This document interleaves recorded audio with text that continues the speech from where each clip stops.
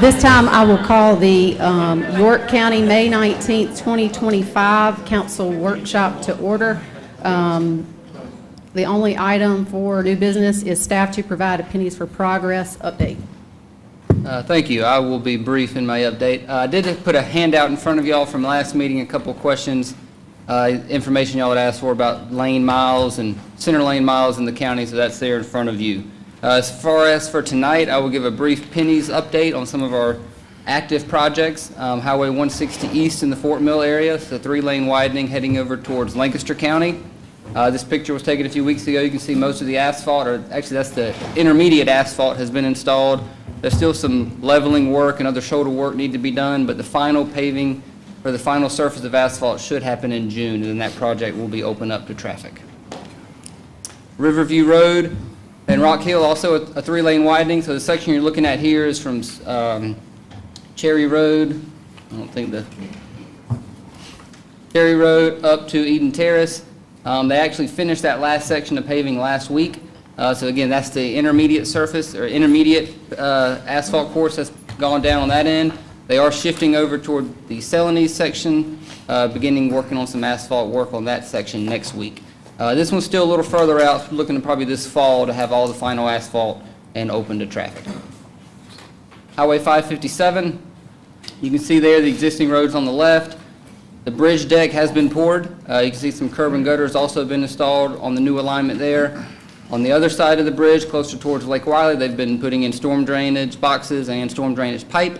Other utilities are finishing up their relocation, so this one is actually moving along pretty well schedule-wise. But we're still looking probably latter part of next year for this project to be fully open to traffic. Highway 72 and Rock Hill, this is looking at the Rambo Road end of the project. Rambo Road will be realigned with 72 there.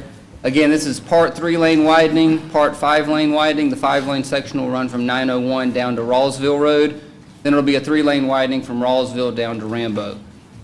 Fairly early on this project, all the clearing's been completed, utility relocations are ongoing, and the contractor is doing some storm drainage work where they can. Highway 2151, so from a visual standpoint, this project's looked about the same for the last couple months. All the clearing and grubbing has been completed. Right now, we're in the utility relocation window, where those utility relocations should go on throughout the rest of this year. We are looking to bid out the actual road work part of this project this summer. So our hopes is this fall we'll be able to actually get in there with the roadway contractor and start the actual road work, trying to give enough time for those utilities to get out of the way enough so the contractor can get to work and not have conflicts. Quick update on Pennies 5. I'm proud to report all Pennies 5 projects are under contract. We've been sending a slew of them to y'all over the last couple months, so they are all active. Getting traffic counts and starting on the survey work on all those projects. We are continue our coordination with SCDOT regarding the repaving projects. There's about $15 million worth of repaving roads that are being bid out. This actually currently, I think their bids are due in June. So there's a list of roads on the presentation there throughout the eastern side of the county and western side of the county that will be bid out this summer. All the work is not going to start on every road this year. There's multiple roads included in the contract, so the contractor kind of sets their own schedule. But once we get a more definitive schedule from those contractors, we'll be certainly happy to provide those to you. And it is about 15 miles total worth of repaving that's being bid out. So that's my quick update for this evening. I'll be happy to take any questions that you may have. Thank you, Patrick. I think the purpose of one of the reasons why we're doing these updates more regularly is to respond to the community's request that we ensure that all of the projects under this cycle of pennies get done and completed before any new request for a new pennies is done. And so I'm hearing what you're saying is everything is projected to move forward. Correct. All projects are active and underway, so based on today, yes, we are planning to move forward and complete every project. Thank you, sir. Any other questions? Yeah, just one real quick. First of all, Patrick, thank you for that update. Just for the consumption of the community to hear this, can you just kind of speak about what is the cost of paving a 2-lane road 1 mile now? So just the repaving cost is almost $1 million per mile. Okay. So if it's a 3-lane road or a 5-lane road, you can almost double the cost of it. Yeah, it's, okay. Yeah, again, just want to talk about it because of the increased cost of paving roads. It's gotten extremely expensive, so thank you. Well, if we're going to ask that question, maybe we also need to say, how much C funds do we actually get from the state to pave those roads? Each year, about $7 million. Okay, so For the whole 7 county. miles of road, 2 lanes. Thank you very much. If there are no other questions, do we have a motion to adjourn the workshop? Motion adjourned. Second. Motion and a second. All in favor, say aye. Aye. We are adjourned.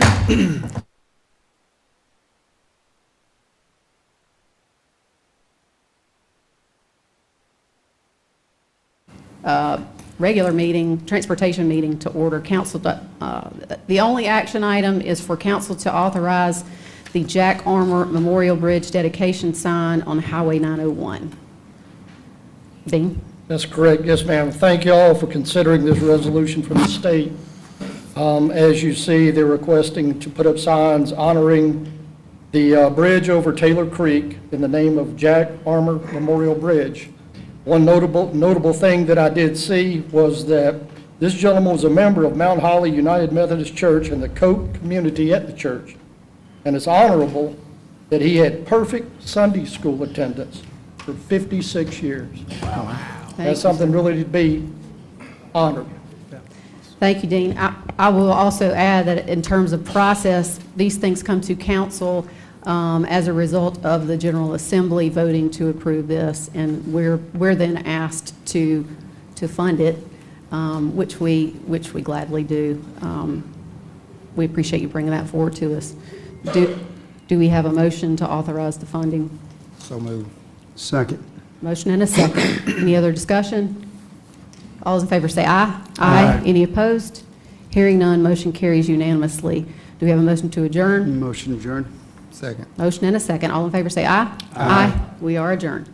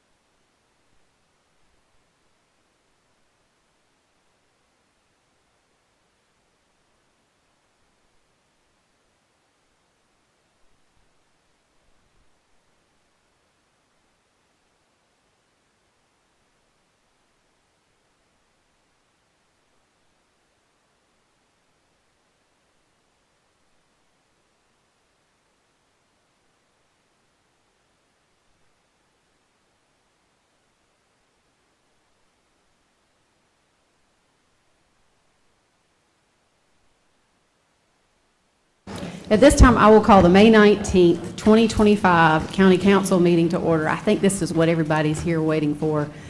Sorry about those first 2 meetings. We have had a couple of committee meetings that we had to do. Welcome to York County council chambers. We are always very thankful to have folks in the community come out and speak to the council on matters related to council-related jurisdictional items. We appreciate you being here. The first item of business is the invocation and pledge of allegiance, and I will recognize the Honorable Bumparati from District 4. Let us stand.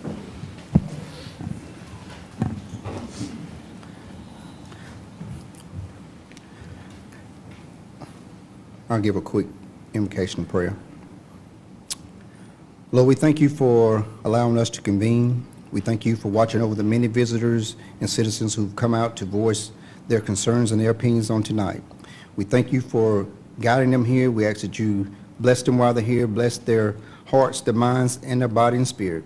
We ask that you continue to watch over us as we do the people's work. We thank you for allowing us life, health, and strength. If you do nothing else for us but wake us up each morning, you've done enough. And we can't thank you with 1,000 tongues of all the many blessings you bestowed upon us.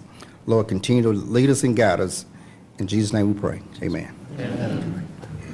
I pledge allegiance to the flag of the United States of America and to the republic for which it stands, one nation, under God, indivisible, with liberty and justice for all. We do have one oath of office tonight. Is Stacy Harrison here with us? If you are, if you could come forward and come straight to the podium. Ms. Harrison has been appointed to serve you all and our county on the Catawba Regional Workforce Investment Board. We have over 30 boards and commissions that we require folks from the community to step up and to volunteer their time. And usually they don't even get thanked for what they do. They certainly don't get paid, but we here on this council appreciate the work that you do and the work that you'll be collaborating with the Council of Governments on the Workforce Initiative. Our county attorney will come and meet you at the front in order to swear you in. Good evening, how are you? I drafted the agenda. Let me know I was swearing somebody in, so I'll echo those sentiments that the chair had, and I ask you to kindly repeat after me. It's an honor and privilege to administer the oath.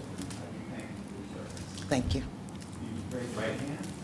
Do you solemnly swear I do solemnly swear that I'm duly qualified that I'm duly qualified according to the Constitution of this state in the Constitution of this state to exercise the duties of the office to exercise the duties of the office which I have been appointed. which I have been appointed, I will, to the best of my ability, and I will, to the best of my ability, discharge the duties thereof, discharge the duties thereof, preserve, protect, and defend preserve, protect, and defend the Constitution of this state the Constitution of this state and of the United States. and of the United States. So help me God. Congratulations and thank you. Thank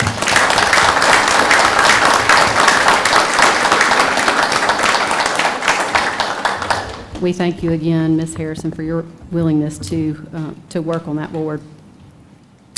I have a rare opportunity to recognize a fellow Bearcat, a graduate of 1993, so I have the privilege and the honor to recognize an outstanding member of Rock Hill High School, class of 2025, who is the winner of the South Carolina Association of Counties 2025 Board of Directors Scholarship for York County. For those of you who don't know, the Association of Counties is the only statewide organization that represents county government in South Carolina. The scholarship program was established in 1998 to recognize exceptional students who plan to further their education at an in-state 2-year or 4-year college. And it's a double whammy for me too, because I think he's going to the University of South Carolina, which is where I went to as well. Each year, the association awards a one-time $5,000 scholarship to graduating high school seniors who are residents of chosen counties, and York County was among those chosen for the 2025 rotation. This year's recipient has a tremendous amount of school spirit, we've been told. He has a tremendous amount of work in student government, where he was named Student Leader of the Year 2 years in a row, and by his work as the school's mascot. He's also a member of the National Honor Society and the Beta Club. He served his community by volunteering with several student organizations to host fundraising drives for people in need in Rock Hill. And this fall, he is attending the University of South Carolina to pursue, I think folks will like this, a degree in sports, recreation, and leisure studies. It's my pleasure to announce the recipient of the 2025 Board of Directors Scholarship, Michael Davis.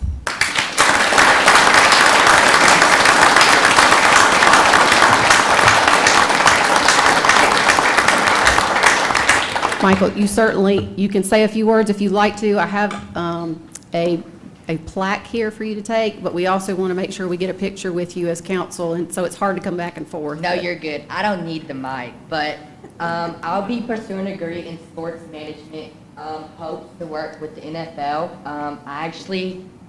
The Carolina Panthers gave me almost a full ride to the University of South Carolina, so I'm hoping I can work with them.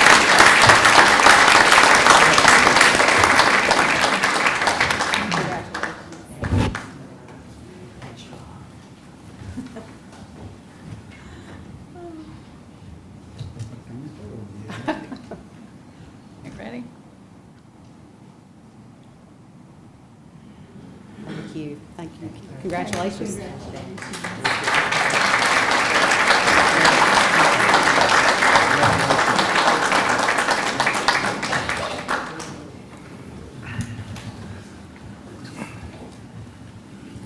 We move now to our public forum session, which is the part of the agenda that individuals in the community can come and sign up and speak on matters related to county governance and county jurisdictional issues. A few things for folks who haven't been here yet. When I call your name, if you'll come forward, and please state your name and give your address before you start speaking, and then when you say those things, the 2-minute time will start, because we do have a good bit of things to carry on in our budget, but we give this time at the outset. Some folks wonder why we don't respond to questions. That's not the purpose of this. This is the purpose of listening to the community residents. And so we ask that you keep your comments to things that aren't attacking individual council members, because they don't have the ability to respond to them. If you'll keep your comments related to things that are within council jurisdiction. Also, it's important that we keep order and that we respect everyone in this building, and that we respect the comments that anyone makes, and we may agree with them, we may not agree with them. But in order to ensure that we maintain order, the things that I ask are that no one be booing or doing anything like that, that you not holler out comments. We're going to listen to the comments from the individual who's speaking. For the same reason, we're going to ask that we refrain from clapping. That can be intimidating if there's someone who shares a different view. However, if you want to recognize other individuals and say, hey, I'm here to speak, and in the course of your 2 minutes you want to say, other folks who agree with me who are here, please stand, then I think that's a respectful way of making sure that that gets acknowledged. All right, we will start with the discussion. The first individual is Lana Vivant.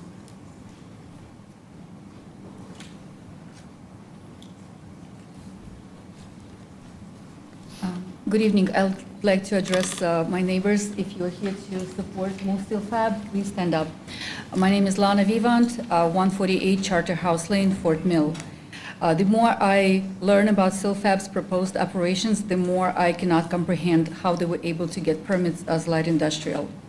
And I'm thinking that the information they provided to the county must have been limited, misleading, incomplete, but the permits can be revoked, and the time to act is now.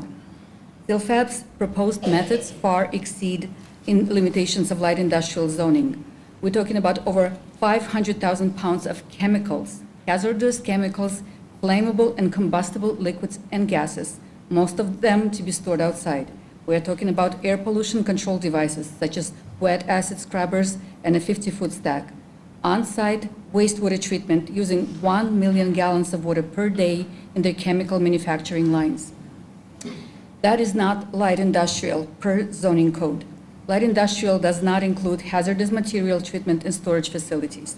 Light industrial should not have hazardous materials, period. While CILFAB appeals the BZA's correct decision, York County can and should revoke construction permits issued to CILFAB.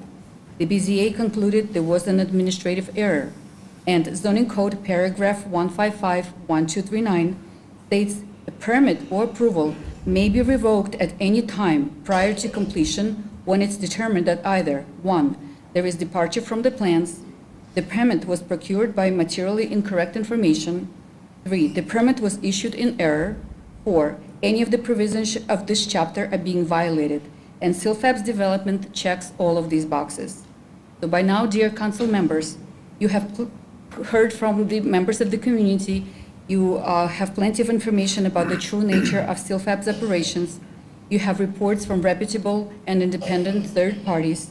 Do the right thing and move CILFAB. Thank you, With- ma'am. Brendan McCluskey.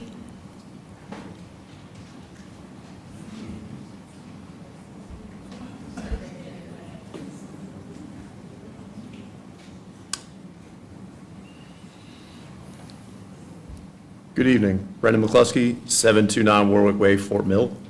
If here tonight in support of Move CILFAB, please remain standing. Phase 2 of the USC Arnold School of Public Health's report expands on concentrations in CILFAB's air dispersion application to DES and also found in CILFAB's risk management plan for both hydrochloric and hydrofluoric acids. Additionally, there are GHS pictograms identifying the meanings of the 4 chemicals of concern MSDS for each of those 4.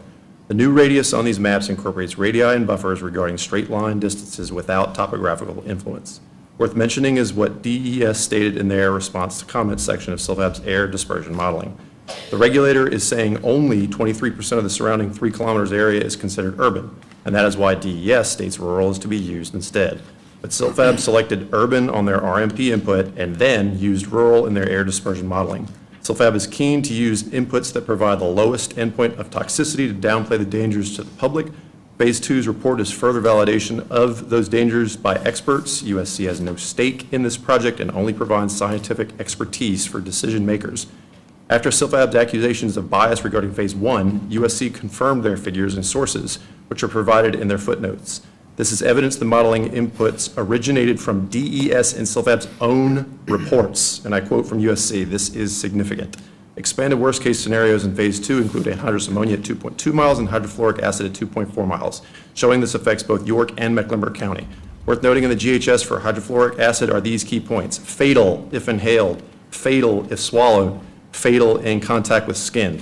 Those most vulnerable are schools, daycares, and senior facilities who depend on safety from leaders. You are those leaders. Given the toxic chemicals stored by CILFAB on site, there is potential to impact more than 50,000 citizens should accidental releases occur. This is a non-zero chance of accident. This summer's USC subsequent phases will continue to provide further impact. Council does not have to wait. There is no administrator approval present. Please revoke CILFAB's permits. Thank you. Thank you, sir. Natalia Mitchell. Natalia Mitchell, 965 Bridle Path, Fort Mill, South Carolina, which is actually less than 1 mile away from the proposed location of CILFAB Solar. So if you're here tonight in support of Move CILFAB, please remain standing. At the May 6, 2025 Planning and Zoning Committee meeting, when discussing maximum building heights, one council member stated that York County does not really have heavy industrial operations in residential areas. But that is not accurate. CILFAB is a heavy industrial facility planning to run large-scale manufacturing operations, and it is located in a light industrial zone directly next to 2 schools and surrounding neighborhoods. Another council member who has shown support for our concerns chose not to speak on a specific point in the same meeting, and I respect that. It underscores how sensitive and important this issue really is. Also, if we are worried about how tall a building looks, should we not be far more alarmed about bulk storage of very toxic and flammable chemicals just yards away from our children? The truth is, CILFAB does not belong in this location. It is not compatible with the surrounding community, and I urge this council to acknowledge the reality on the ground and act in the best interest of Fort Mill families and children. With no zoning administrator approval present, please revoke CILFAB's permits. Thank you. Thank you, ma'am. Brandon Dunford. Brandon Dunford, 157 Rose Tree Lane, Fort Mill. Good evening, council. I am here this evening to share my opposition to the SILFAB development. I live in Fort Mill with my wife Laura and my 3 young children who are here tonight with me. Like many parents of kids who were redistricted to Flint Hill schools, I had no idea SILFAB planned to operate such a large-scale chemical operation next to my kids' school. We're also busy managing work, raising our kids, that the early stages of this project seemed to slip right under the radar. I went back and did some research as to how we got here and stumbled on a fee in lieu of tax meetings. At one meeting, a council member highlighted the dangers related to the schools and said, as a council member, safety is first. Immediately following those comments, another council member stated that we can't speculate on danger and that we have a county staff that will do whatever their job is to assure the community that they are meeting what we require. We understand you are voting on a tax incentive. We are here tonight to voice our concerns about the location and the improper zoning based on undeniable facts. 1 million cubic feet of toxic gas stored outside is not compatible just a few feet away from school grounds. Simply put, the county staff is failing the community by not doing their jobs following the BZA decision. I'm not a hysterical parent. I'm a parent who cares about my children, and this is absolutely insane. And that's the most family-friendly term I can use to describe what is taking place. York County has a zoning code to protect us. Why isn't the zoning administrator doing their job? As a parent, and especially a father, I will do anything to protect my children, as many of you would as well. I will step in between any potential danger and my children, and that's why I'm here tonight. So please protect our community. With no administrator approval present, please revoke SILFAB's permits. Thank you, sir. Jamie Costilla.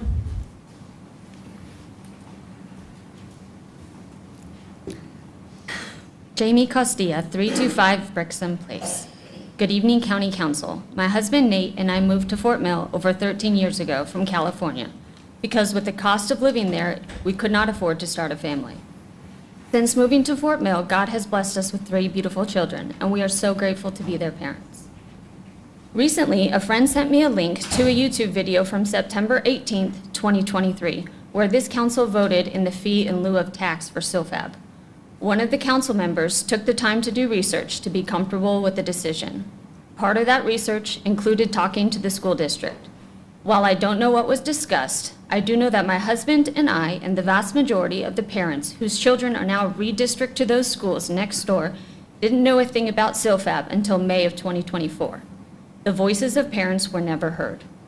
We understand that parents' voices aren't as important when it comes to tax incentives, but our voices should be heard when it comes to the safety of our children, especially when it comes to what we now know is truly heavy industrial chemical manufacturing taking place next to the school where our children will learn and play. 1 million cubic feet of toxic gases stored outside right next to our children's school is horrific. Parents all over Fort Mill are praying for a miracle to end this nightmare. We should not be forced to worry every day if we will get a call about an accident at SILFAB. We send our children to school with the expectation that they will be safe. Please keep our children safe. With no administrator approval present, please revoke SILFAB's permits. Thank you, ma'am. Jen Williams.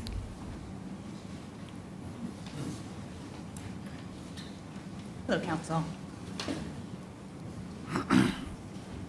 Jennifer Williams. I am at 3139 Horseshoe Trail in Fort Mill, and I am also within a mile of the SILFAB facility. Good evening. My name is Jennifer Williams. I live in Saddlegate, 1 mile away from SILFAB. Going about life in Fort Mill, I talk to friends and neighbors, and in practically every conversation, the topic of SILFAB comes up, every time. And it's the same question. How has SILFAB been allowed to get this far? And we don't have an answer. Nobody has an answer. As a brief reminder, SILFAB Solar plans to manufacture, not just assemble, solar cells, which is a heavy industrial chemical manufacturing process using and storing bulk quantities of regulated hazardous chemicals and gases. They will also use 1 million gallons of water a day, treat it on site in a separate building, and then pump it back to Rock Hill. All of this is in a light industrial zone and sharing a property border with our most precious and vulnerable residents at Flint Hill Elementary and Middle Schools with no evacuation or containment plan other than to shelter in place. That's terrifying. After the unanimous BZA decision on May 9th, 2024, York County residents rightly asked this council why Silfab was allowed to continue its operations. In an attempt to address those concerns, this council was quick to issue a statement to address any misunderstandings on May 31st, 2024. And I quote, "York County has no jurisdiction over the issuance of environmental permits." Another quote from the same statement, "No permit was issued by York County after the BZA hearing was held on May 9th, 2024. Council members, you may not be aware, but in the year since that decision, York County staff has issued 9 permits and 30 approvals of site plans, building plans, change orders, and more, listed as Project 20240468. York County Ordinance 155.1239 allows the zoning administrator to revoke permits or approvals issued in error or when York County ordinances are being violated. Fort Mill and York County citizens implore you to protect us and ensure our safety. With no administrator approval present, please revoke Silfab's permits. Thank you, ma'am. David Ortiz.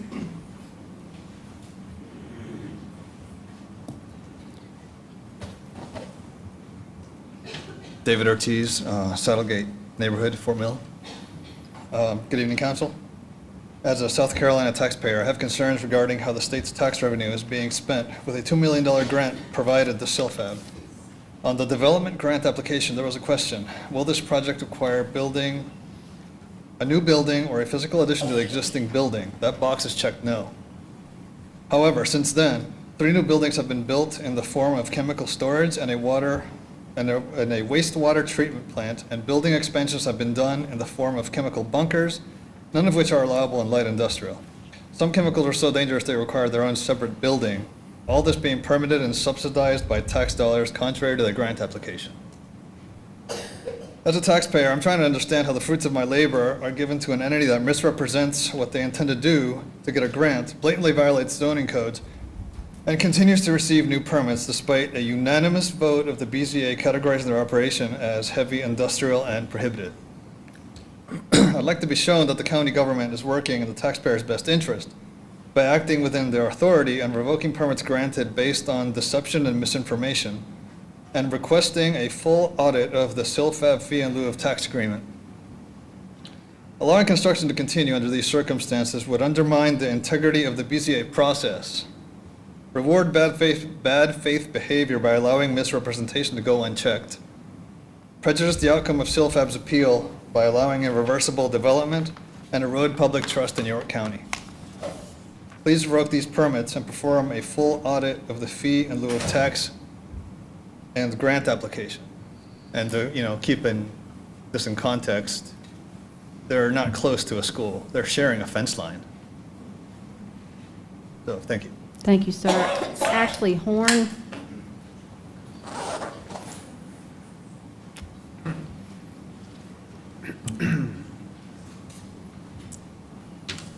Good evening, County Council. My name is Ashley Horn, and I live at 4104 Bamborough Drive in Fort Mill. As you know, Silfab originally considered building their facility in Gaston County, North Carolina. We recently received FOIA documents from Gaston County regarding this topic. In these documents, Silfab listed South Carolina and Tennessee as locations outside North Carolina that were being considered. And when asked to explain the competitive nature of the project, Silfab quoted, "Speed to market is important, and communities with fast-track permitting processes and low regulatory requirements will be prioritized." We see Silfab's fast-track, low regulatory attitude play out when Silfab's consultant called a request to submit a site plan too onerous. York County staff thankfully pushed back on this, confirming this is a change of use and Silfab would have to provide their plans to receive permits. Those plans that Silfab provided are what's keeping residents and parents of kids zoned to Flint Hill Elementary and Middle Schools up at night. We're all looking at the same thing. Why is nothing being done? If Silfab is willing to cut corners to obtain permits, what's stopping them from cutting corners once they become operational and are self-regulating the use of 500+ pounds of toxic chemicals? With no administrator approval present, please revoke Silfab's permits. Thank you, ma'am. Marissa Robbins.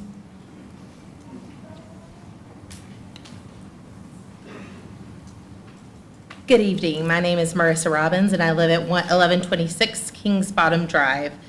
I'm here tonight along with many others because we care deeply about the future of Fort Mill. Over the past several months, many new facts have come to light. Facts that show that Silfab Solar is simply not light industrial. From the materials that they will be using to the processes involved to the scale of the operation, there's growing evidence that the project does not align with what the leaders or what our leaders expected or were told when the permits were first issued.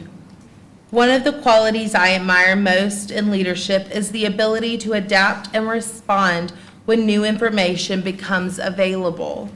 It is not easy, but it is what earns the trust of the people. We believe that each one of you has that quality. We also believe that your willingness to revisit this decision is part of what makes this council so strong. We aren't here to assign blame. We're here to support the process of reevaluation. We believe that you have integrity. So we ask simply and respectfully, please take a fresh look.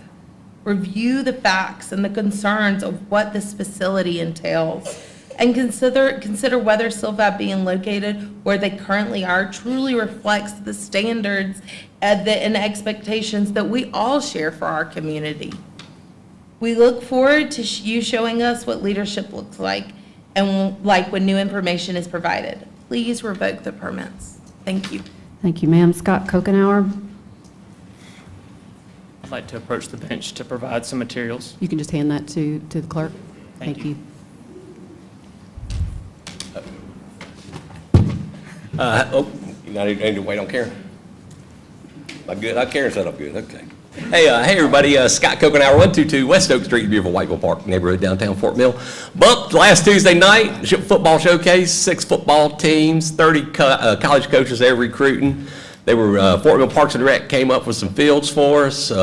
York County sponsored the turf. That is a great event by everybody participated in that event for York County. Great event. And Notre Dame was at Catawba Ridge next morning recruiting.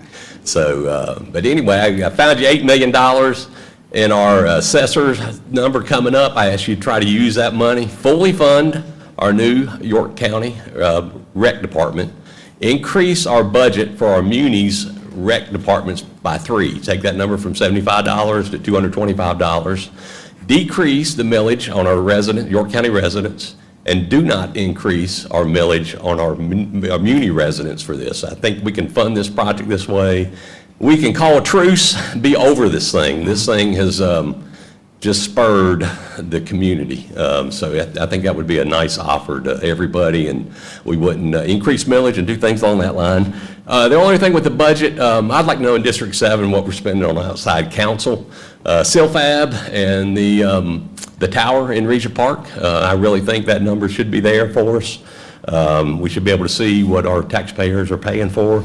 Item number 2 on your new business is our overlay district, and you know I am completely against that. Nobody got notified, no public hearings, no notifications along that line. I was informed that I would be notified by the town of Fort Mill with the overlay district, so I've asked them to please process me for the eminent domain and condemnation versus York County, and I think I got a pretty good laugh.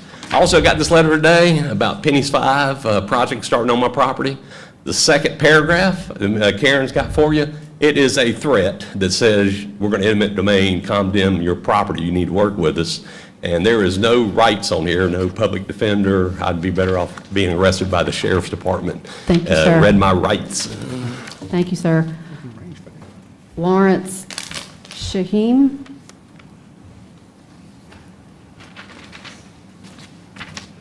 Good evening, Madam Chair. My name is Larry Shaheen. Thank you very much, Madam Chair, Mr. Vice Chair, Madam Clerk, Mr. Attorney, and rest of council.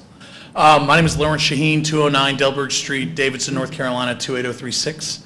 Here on behalf of Stanley Martin and Prestige Development, just to give you an update on the progress we've made with the community on consent agenda item number 3, tax rezoning case 25-09. Had a wonderful meeting with the community on Monday last week. We sat down, had a lot of conversations about the concerns about that rezoning. Stanley Martin and Prestige have committed to making all transportation improvements required under the TIA. We are also going to be pushing very hard with SCDOT for a stoplight at one of the two entrances that would be on this development.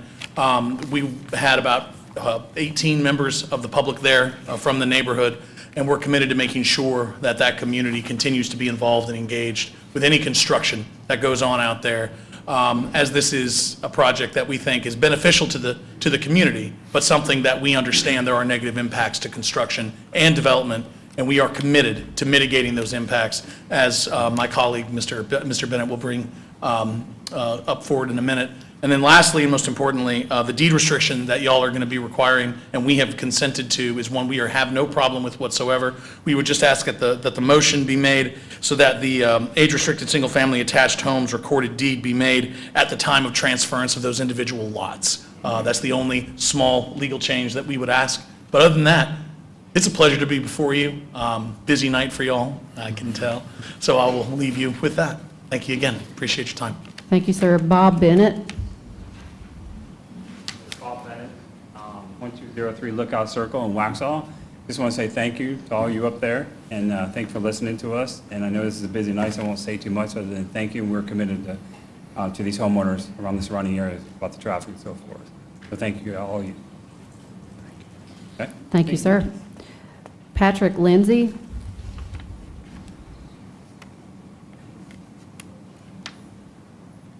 Patrick Lindsay. Do we have anyone in overflow? No? We do? All right. We'll give that. Patrick or Derek? I'm sorry. I didn't even see that, Derek. I'm sitting here looking, it looks like Patrick. Do I get a few extra minutes since I'm two people today, or how y'all doing today? Well, I'm not Patrick. I am Derek Lindsay, though. I live at 1223 Autumn Breeze Court. Most of you all know me. Most of you all know that I serve on City Council in Rock Hill. I am also the Show Mars man. I have both of the Show Mars restaurants in Rock Hill, and I am on a host of boards and commissions throughout the city. And in saying that, I'm here about the rec tax tonight. I know there's been some ongoing discussions about the rec tax. I do think there's more questions than answers. So what I am asking of you all tonight, first of all, with some of those questions, I'd like you all to answer, what is a traditional youth sport? We need a definition and clarity as to what programs is included and what programs will be left out. With the 1.5 million unincorporated, and if you suspend the 1.5 million in the unincorporated areas and do it countywide, will this increase in York County, will everyone receive a stipend or only the unincorporated area? And the $75 stipend that was mentioned, is it meant to be a one-size-fit-all situation, which I don't think it will be? And the $75 stipend, is that one time per year per child, or is that one time per youth per sport? So I think it's more questions than answers. And I was asked last week on my way out, can the youth come to the county and get that stipend and then take it to whatever municipality that they have the programming in, so that the municipality don't have to create a new position to, I guess, get refunded on the back end, because they don't want to create another staff position. I'm a businessman. I'm on city council. We're in the middle of budget season, so I understand budgets and you have to go forward. I get it. I hate when I have to raise prices. Corporate tell me I have to raise prices. I'm fighting it tooth and nail. Don't want to do it, but I understand. And simply because I understand, I won't ask you all not to go forward, but what I will ask you all tonight is to table it 6 months. Thank you, sir. My time up. It goes fast. I know, Derek. God. It goes fast. Well, Come back I'm up. two people tonight. Come back up as Patrick. I work on my speech. You did a great job. I'll provide lunch one day. Look at you. Violating the rules. Dr., I hope I'm getting this right, Dr. Bradley Sahela. I'm sorry. Hi, I'm Dr. Sabelli, and my address is 2099 Covered Bridge Court. Speaking on the heels of what we just heard, for over 17 years, York County has supported municipal recreation programs through funding agreement that help equalize costs for participants living outside the Rock Hill limits. To fund this, the county levied recreation tax residential properties located in the unincorporated areas of the county. On May 5th, you all voted 5-2 to eliminate this longstanding tax. In its place, the council has proposed a new tax increase applied to all properties in York County, including within municipalities. Recreation should be available for all, affordable for all. Cutting funding may allow non-city residents this opportunity to go away. Now, I happen to teach studio art to approximately 90 seniors and citizens in one of these rec centers whom will be affected by this. They're on fixed incomes, and the reasonable registration fees allow them to explore creativity and give them a sense of dignity. All of the PRT rec centers have some sort of creative programming allowed. Handicapped, mentally challenged, and other folks participate in something that is truly they look forward to. Art is a therapeutic prescription to some who attend classes with terminal illness and low esteem. Believe me, I teach them. I urge you to reconsider this decision and reinstate that assistance. The county currently, to my knowledge, does not have a recreation facility that offers such activities for those types of individuals who cannot do sports. Thank you very much. Thank you, sir. We appreciate all of the folks who came out tonight to speak to the council. I think there is something that I do want to make sure that folks are aware of in this room. 2 civil lawsuits has been filed in relation to CILFAB and are currently pending in South Carolina Court of Common Pleas. York County has been named as a defendant in one of these actions, and the county is defending itself in that action, which includes claims for monetary damages against the county taxpayers. The county has been advised by its attorneys not to comment on the matter in litigation, which is part of the reason why it makes communication difficult unless legal has approved the statements. In those court cases, the issues related to zoning are before the circuit courts for decision. So I wanted to make sure that folks who were in this room who weren't aware of that they understood that. Now that we've concluded our public hearing forum, we're going to move now into our consent agenda. Do we have a motion? Yeah, a motion to approve with the removal, though, of number 3.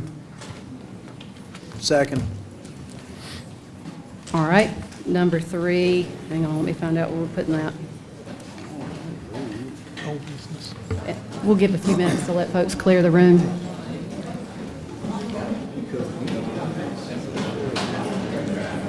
You going?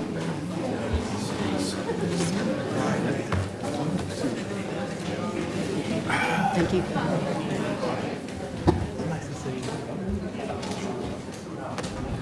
You're not leaving, are you? Okay, that's all. Yeah, I want you.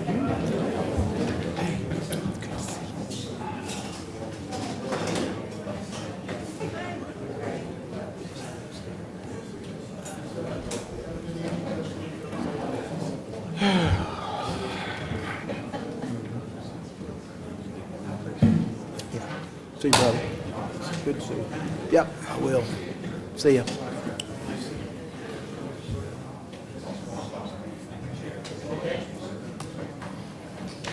Oh, I made a note here.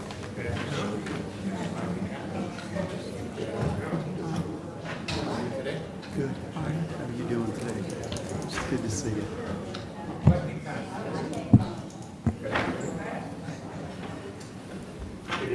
How are you? Thank you. Good evening. Uncle Dannon. You're the first person to click my card. Good to see you. My name's Frank, in case you're wondering. It's nice to meet you, Frank. I'm Watts. Now that we've cleared out, the motion on the table is to approve consent agenda with the exception of item number 3 and consent. That will go to number 4 in the items of new business. Any discussion? Oh, have we got a second? I thought we did. Thank you for your second. Oh, I had a second. Okay. All right. You've what? You got it. Any discussion on that? All those in favor say aye. Aye. Any opposed? Hearing none, the consent agenda is approved as amended. We move now to our, we do not have any public hearings tonight. We move now to our first item of old business. Council to approve second reading of an ordinance to establish the operating and capital budgets for the operation of the county government of York County for the fiscal year commencing July 1st, 2025, to provide for the levy of taxes for York County for the fiscal year commencing July 1st, 2025, to provide for the expenditure of tax revenues and other county funds, to establish a consolidated fee schedule for all existing county fees relative to the operation of county government, its boards, agencies, and departments, and to provide for other matters related thereto. Once again, so that we can move through this process as I guess, as orderly as possible, if we can have a motion to approve the budget, and then each council member will have the opportunity to have the floor to make any amendments if they want to attempt to make any amendments, and that's how we'll move forward. At the end of all that, then we'll come back to the main motion of approving the budget. So, Move to approve. All right? Second. We have a motion and a second. Did you get that, Karen, who did that? All right, motion and a second. Do we have any amendments? yes. I'd like to go ahead and do an amendment on this to add the 1.5 millage rate back into the budget for rec funding. Based on our discussions we've had in the past, I think it's our due diligence to make sure we continue to have this discussion, because we've got kids out there, they need to be going to programs that are very affordable, et cetera. So again, that is my motion. Do we have a second? Second.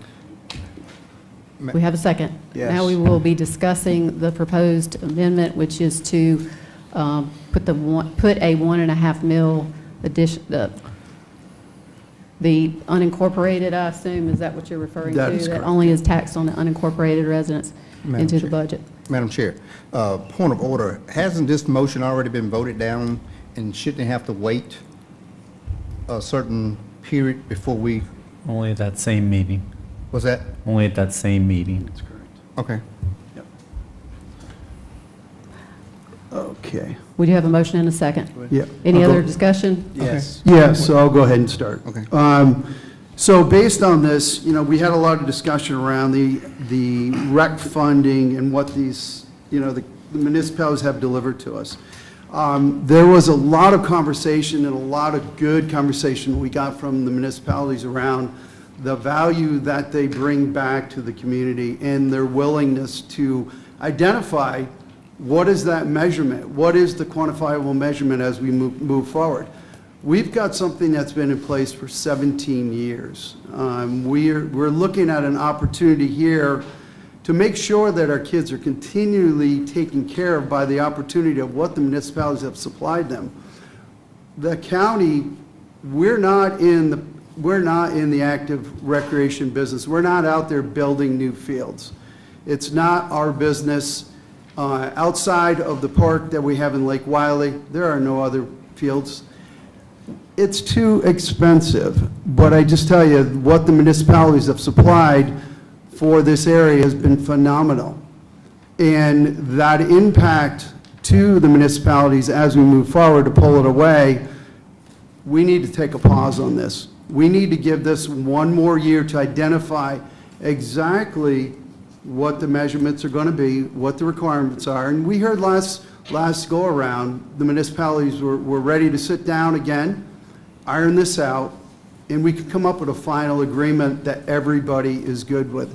So again, I'm here to support, to make sure that we continue to take care of our kids and make sure that we have and it's not just it's of all ages. You've got all kinds of programs out there. So we got to make sure that we're standing up for everybody and we move forward in the right manner. So I propose to make sure we add it back in and we get it right as we can move forward for next year. All right. Any other discussion? Yes, ma'am, Madam Chair, thank you. So first thing I want to say is, when we hired our new county manager last April, one of the first things he said was that we were going to start working on our budget for 2025, 2026 as soon as he was hired. And that's what we've done. There's been a ton of due diligence done.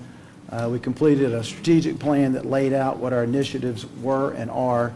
And for a county that has run extremely lean, we've got some pots to fill in our budget this year, unfortunately. And we're going to talk more about that, I'm sure, tonight. But let's talk about the rec tax for a second. So right now, there is a motion on the floor to keep the 1.5 tax that's collected for the unincorporated area of the county. These are the citizens in the unincorporated area, because we don't offer active recreation in unincorporated areas of the county. So this allows them to actually go into the municipalities, and that's youth, adults, seniors, and those that are handicapped, to go into the municipalities and utilize their services. So I was sitting in church this Sunday down in Charleston. Before I got into church, actually, we drove in, and I had never been there before. I'm with my daughter, my son-in-law, and our 2 grandchildren, and we drove in, and we're weaving around the parking lot and going around buildings, and we finally parked. And I thought to myself, good God, are we going into a shopping mall for church, or is this a university? What in the heck is going on? And I walked into the church, and I'm walking in, and this thing is massive. And I start looking around, and they've got a place over here you can buy coffee and Danishes and Coke and Gatorades and everything else before you go into church. And they had a wing for the K through 3-year-olds, and they had a wing for the older children, and a wing for middle schoolers and high schoolers and adults. And I thought, wow, this is unreal. Because I reflected back to when I was a child going to church in downtown Rock Hill, where you walked into the parish hall, that's the only thing that was there, and you had church in there with your suit and tie on, and you left, and you didn't come back to next Sunday. And it just made me think, when I left that church and went to the next church, which was a contemporary church, and I initially went dressed up, and I went back the next time in shorts, and then I went back in flip-flops, then I started wearing T-shirts. I got more comfortable with the evolution of the church, even from music, from the choir to the praise band. Some of you know what I'm talking about if you've been through this transition. So as I was thinking through this, I thought about what the municipalities have been through here in York County. So as a native Rock Hillian, I lived in Rock Hill 59 years of my life, I started reflecting back. And so when I was a child, and this is going to take a minute, and I apologize, but there's a rhyme and reason to everything that I'm saying, I feel like. When I was a child, I played baseball at Oakwood Acres. And then I took my children to play baseball over at Hargett Park. And back then, those are pretty much the only parks in Rock Hill. And then in 1984, I think it was, our mayor at the time, Betty Jo Ray, said, we need to put a park between Eden Terrace and Cherry Road. And there was a ton of controversy over adding this park between those 2 streets. We ultimately did it, and it ultimately became a huge success for softball and a walking park. So that was kind of the first step forward, and I think, for Rock Hill to get into active recreation. Well, following that, there have been a number of parks open. Manchester Meadows, I think, was the next big park to follow. We've had the Sports and Event Center downtown. Currently, the city of Rock Hill just finished the Emmett Scott McGirt. You're familiar with that because that's actually over in your district, where they spent $12 million on that particular project for the citizens of York County. We just saw at RFATS last Friday that the Southside Regional Park is about to go underway. Phase 1's a $30 million investment by the city of Rock Hill for the citizens of York County. By the way, at the end of 3 phases of that project, it's $100 million to finish that project, I've been told.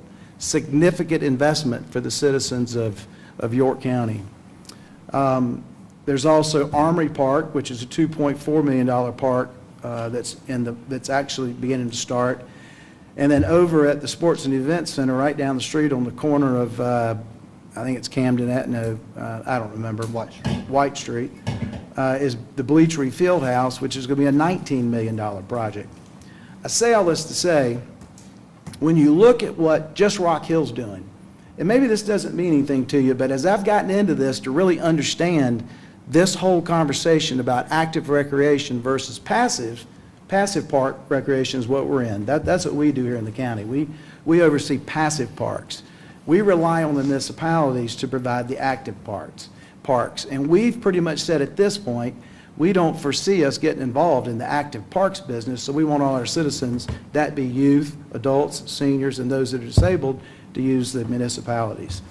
So then I start thinking about this, and I think, well, I've also learned that the municipalities, cumulatively, the 7 municipalities, their budgets cumulative are about $15 million.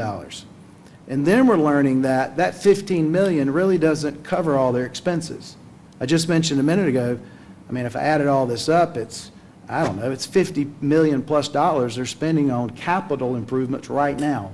So it's not that projected list I've mentioned before of $115 million of capital projects in the future. They're actually working on these projects. Now, I don't have the projects for what's coming for York or Clover or TGK or Fort Mill, but they have projects just like this that our citizens are getting to enjoy. So I'm going to go back. The budget's right now cumulative around $15 million. So I joined council in January 2023.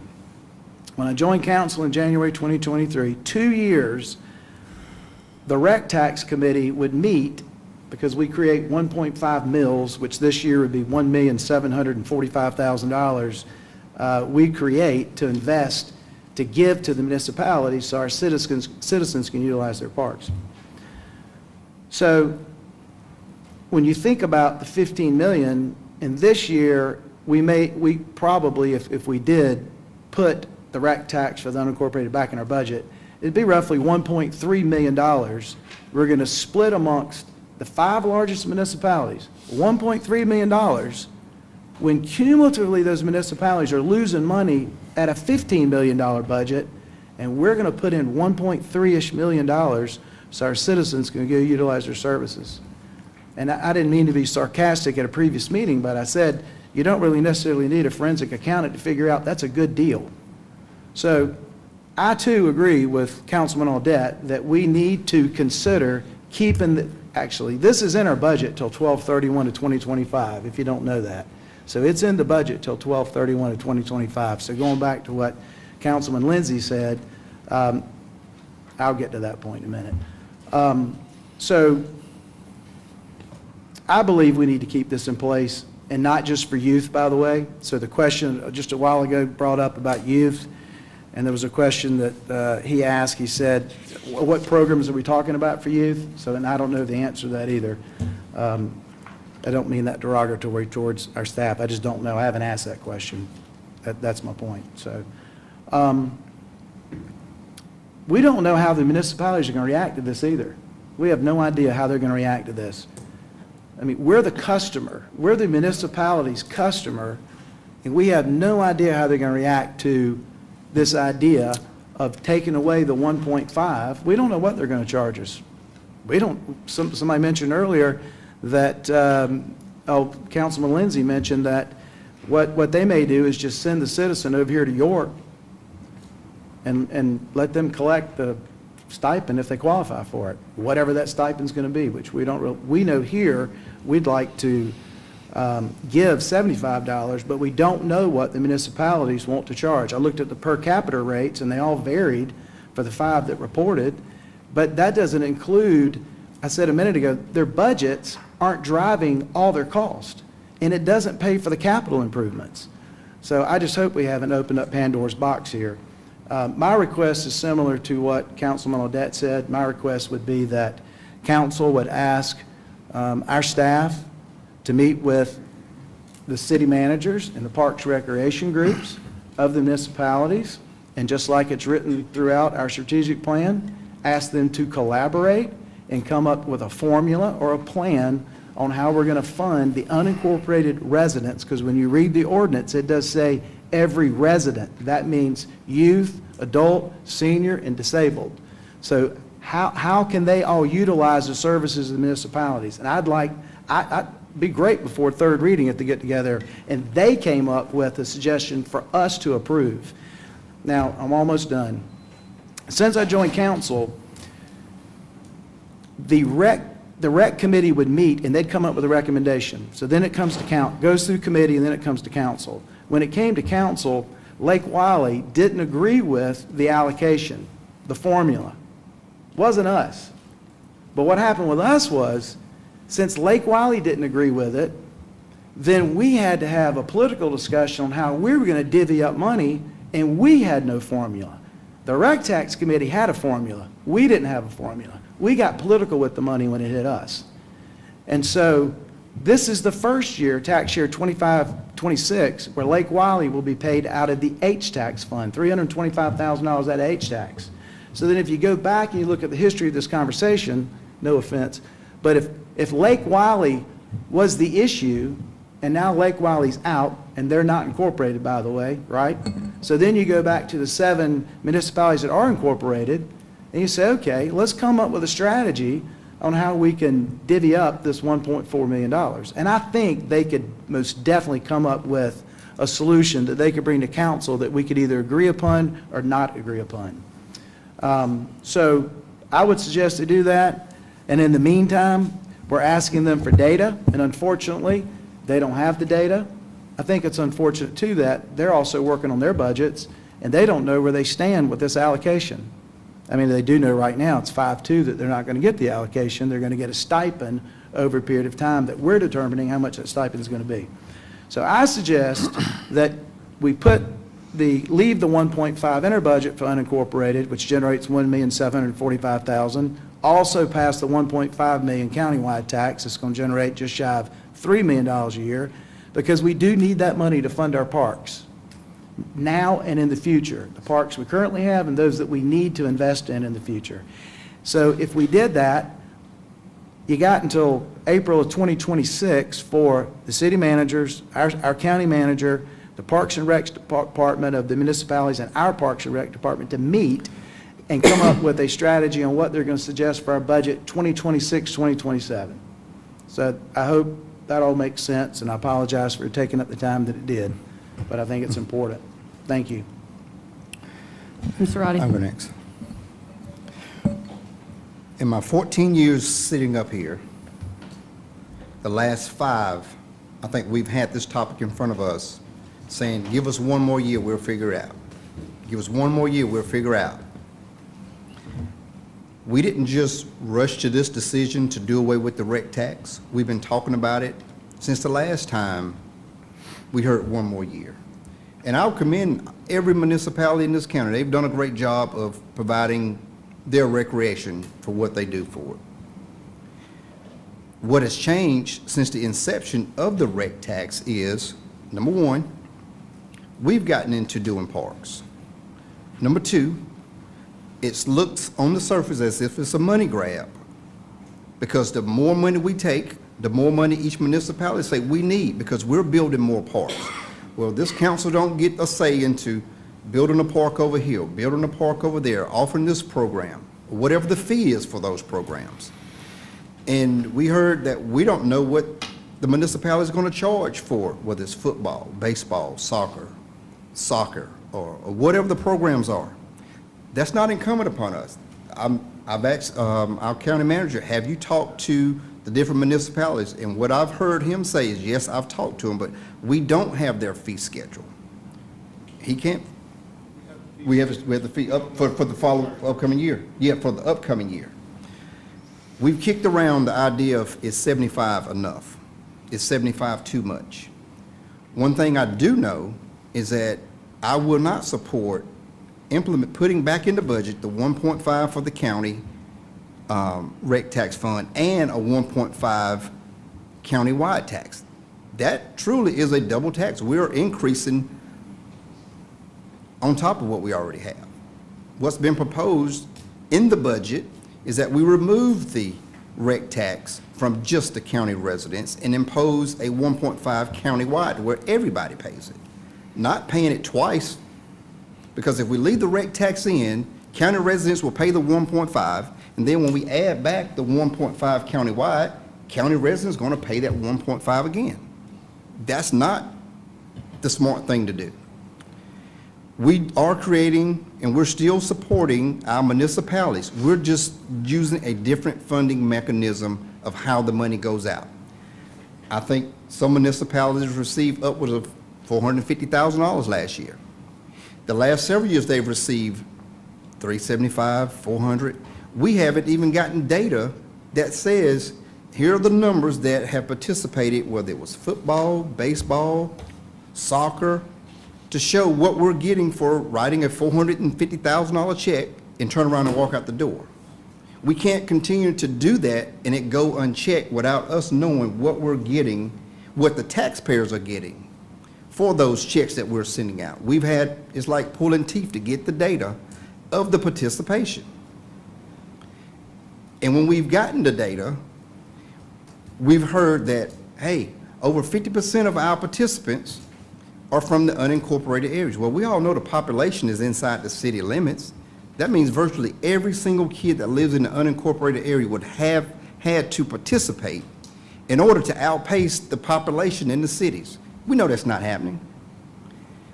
So we've been struggling with getting verifiable data, and on top of that, I think it should be tied to registrations. Now, I've taken several calls over the last month or so about this. There are programs that we should be looking to obviously add a little bit more because they are doing things above and beyond just the youth rec programs. I can see that. But don't just say the solution to all this would be just give us the same amount of money you've been giving us and then turn around and add another tax for what you need. We're trying to be respectful of obviously the services that they're providing by coming up with the stipend. And I think county management is prepared to deal with how those funds go out. No one's going to walk in the county and say, hey, I need that $75 check to take over to my municipality. There's a better way, there's a streamlined, better way to do it than doing it that way. But I think the reluctancy, and I'll go back to what Councilman Huckabee mentioned, but even about Cherry Park, when Cherry Park was about to come online, there was some hesitation about, is this the right thing to do? It worked out beautifully. There's some hesitation from some people as to what we're doing, is it the right thing to do? And I feel it's going to work out beautifully. I mentioned this a couple weeks ago. We were looking to change how we funded our CVB. People were reluctant, didn't want to do it. It turned out beautiful. We just had a big presentation upstairs how vibrant these things are happening in our community, but we made a tweak to it. We made a change. And I've said on this council for the last 14 years, if we make a decision that's not turned out the way we're supposed to be, we can always come back and redo it, retweak it. We're not locked into a 100-year anything. So give this a chance to see if this is going to work the way it needs to work. But I'll tell you, we do need revenues and funding to fund our parks. There's no way we can turn over the 1.5 mills to the municipalities and think there's going to be enough left for us to fund our staffs, our maintenance, to pay for our parks. We need some of those funds too.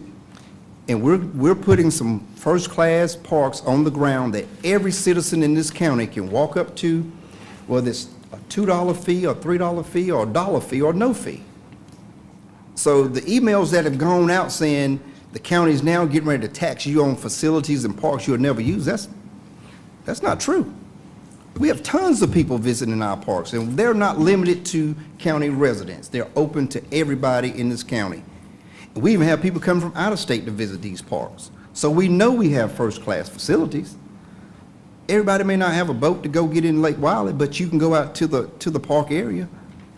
So we're doing things with your tax dollars, and I think we are in the right vein when we're saying to everybody, we want some accountability with the checks we're cutting and giving to these municipalities. And if that is so wrong, I'll be in that wrong line, because we ought to be able to say X number of county residents participated in these programs for this $400,000 check, for this $300,000 check. If that is so wrong, I'm in the wrong profession, because I would not sit up here and continue to turn a blind eye and not get what we need from a data standpoint and not create a funding source that we need to fund our parks. Now, I know there's been some conversation about the tax increase, and I'll tell you, I'm a city resident. I will pay that same $24 if my house is valued at $400,000, which is not. But it's only $6 per $100,000 that we're looking to ask everybody to pay. If you have a $200,000 house, you'll see a $12 increase on your taxes. $300,000, $18. That is very minuscule in the eyes of what it costs for Catawba River Bend, Lake Wiley, parks over in Clover Lake Wiley, Worth Mountain, Nanny's Mountain, all these parks that we have, and we're asking our county residents and city residents throughout the county for $6 per 100,000. If that's going to break your household, your household's probably already broken. Let's just be honest with it. I would love for a component to address the extracurricular activities that don't include sports.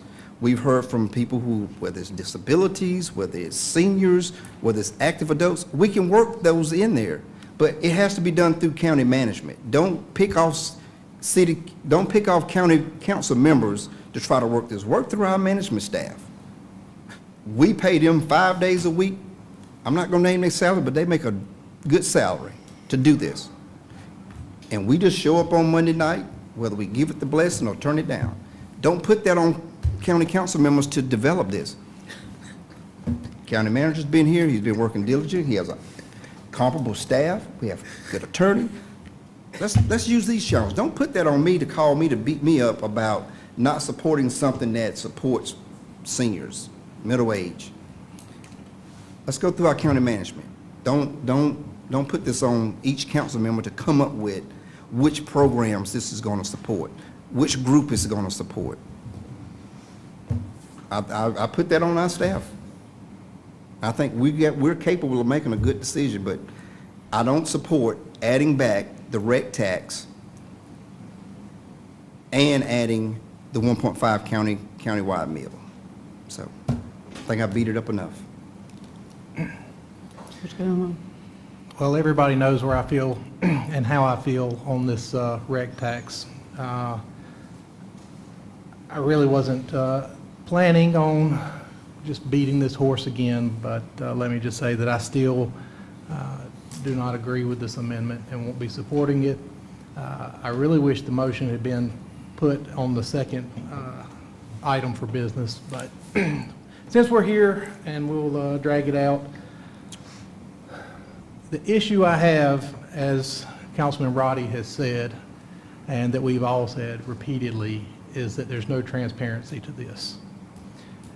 You know, this almost feels like, I'm going to go there, extortion, because these counties are coming, or the cities and municipalities, they're coming out with these programs, and they're making these decisions on their own and offering them. And then we're obligated to pay for them. We're obligated to give them county taxpayer money. And if we don't give them their money, then they're taking it out on the county residents. And I don't agree with that whatsoever. You know, we're trying to work for a partnership. We've talked, county managers already had meetings. We're done meeting with people. They're just wanting to drag it out past the budget again so we can kick it down the road another year. It's been kicked down the road as far back as I've looked, and I should probably go back and actually read all the meeting minutes, but back to 2018, it's been kicked down the road every year. In 2022, the Rec Coalition couldn't even agree on their own way to divvy up the things, and council had come up at that point that if they didn't come up with something soon, we were just going to do away with it, period. And I couldn't find in the meeting minutes in the 20 or 30 minutes that I spent reading the additional after meetings what actually happened, but I assume somebody came up with something. But that was because they knew they were going to lose a whole bunch of money if they didn't agree to something somehow. You know, why are we giving a whole bunch of money to a municipality that has enough money to fund all these different programs for their citizens? What about the other parts of the county, the other municipalities that don't have that kind of money, that can't just come up with a whole bunch of new programs? And, you know, you'll say, well, they can just drive over to the municipality they have. Well, what about up in the northwestern part of the county, where it's an hour-and-a-half drive to town, or to Rock Hill? I mean, you expect them to come down for some of these programs? If next year one of the cities decides that we're going to have automobile racing as a rec? Are we going to be obligated to fund that for the citizens that want to race it?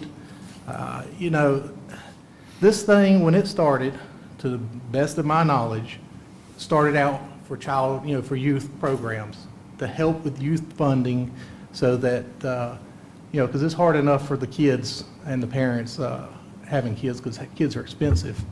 But, it started at that point, but it just kept growing. And as it grew, we just kept giving them the money because we didn't have any else for it. I mean, it was just there. And so they grew more programs. And so we gave them more money, and they grew more programs. Did we get a say in any of those programs? Did we get to vote for any of that? Did we get to vote for or get a say in any of the new parks that they built or any of the new things that they did? No, we just gave them more money to go with it. We can't just keep giving them the county resident money with no strings attached, no data, and no transparency. They've had plenty of time to develop this data, and as we've heard, they don't have it. Or they don't have enough, it's not detailed enough to really pinpoint what they're using the money for. They're just backfilling their budgets with it.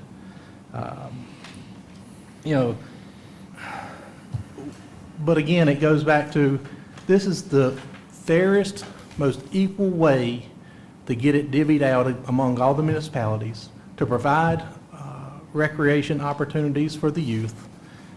And if we find out next year that it wasn't enough and it actually caused a hardship, and you better believe that if I was running a city and it was causing a hardship or was going to cause a hardship, I would have all the facts, figures, and pictures to prove to you what I needed that money for. I wouldn't just show up and say, hey, just give me the money. I mean, nobody works that way. We can work this out, we can make it better, and we can make sure that all of the municipalities, from Clover to Hickory Grove to Tigakay and Rock Hill, all get funding that is equal for the county residents for all that they provide. So, again, I am in support of what we're doing and the parks programs that we have, and for helping the municipalities, but we can't just keep doing the same old thing over and over and over. So that's all I have.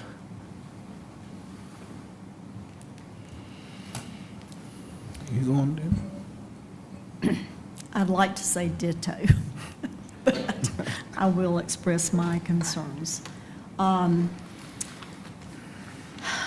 First of all,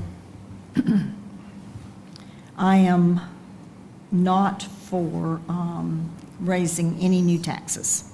I would like to say that.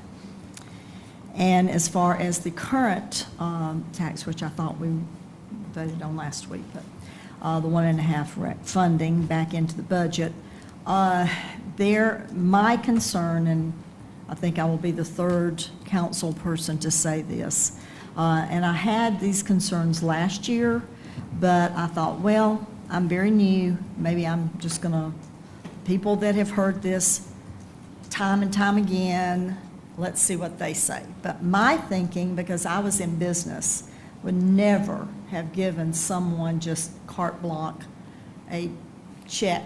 Here you go, $344,000. You don't have to tell me how you're spending it. It's okay. Just do it. I think if the municipalities, if this was reversed, I think absolutely 100% the municipalities would say to us, we want a bill. We want to know how much you're spending on this, how much you're spending on that. I mean, I have a thing right now with my insurance company, and my house is completely gutted and stuff, and they've given me a large amount of money, but guess what?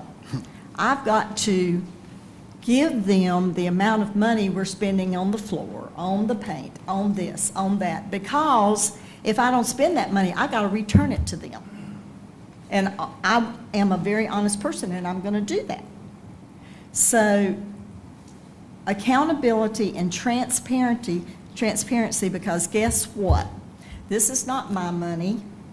Well, yeah, it is, because I live in an unincorporated area of York County, but I've paid it for years. I don't even know. I mean, it's just on the bill, you know. But it is the taxpayers' money.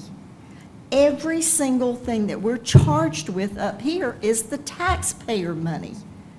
And we need to show the communities of York County that we are responsible people who care about the money, that hard-earned money that they get, and then that tax bill comes rolling in, and they've got to pay that tax bill. And they really have no say-so. But they've charged us to be a voice for them. And I think we need to take that into account, and our little deal with the amount of what Rock Hill's doing, I mean, that is a staggering. I mean, I was shocked. I'd like to hear a replay of that sometime, the amount of parks that they are building. But then I heard that they were in debt. So that doesn't jive with my business mentality here, because if I was in debt, I wouldn't be going into debt building more parks. So I'm not sure about that. But anyway, I just want to make sure that our unincorporated kids can continue to be on the municipalities' fields. And it's so simple. The parents are charged. They're not going to stop paying the municipalities. They are charged for whatever sport their kids are playing, whether it's baseball, soccer, whatever. They pay. But then we're going to pay again. We're going to pay them again, $75. So I'm not sure if everybody understands that, but they get the parents' payment, and then they're getting the county payment. So, I mean, I don't know. And then the parents several parents in Fort Mill that I talked to, they were giving their time freely to coach these teams. So the municipalities aren't even paying for the coaches. They're giving their time, giving of their time. And anyway, so that's my rant. Go ahead. Somebody's hiding around the back of the barn, ain't they? Somebody's hiding that behind the barn. All right. My biggest thing, I guess I got to say about it is the non-transparency and the untruthfulness. One, I don't like the idea that the way a lot of the stuff is went about, especially whenever it gets to actually using some of the special needs kids, an event that happened with one of my children in particular being contacted to try to get my vote on a certain way.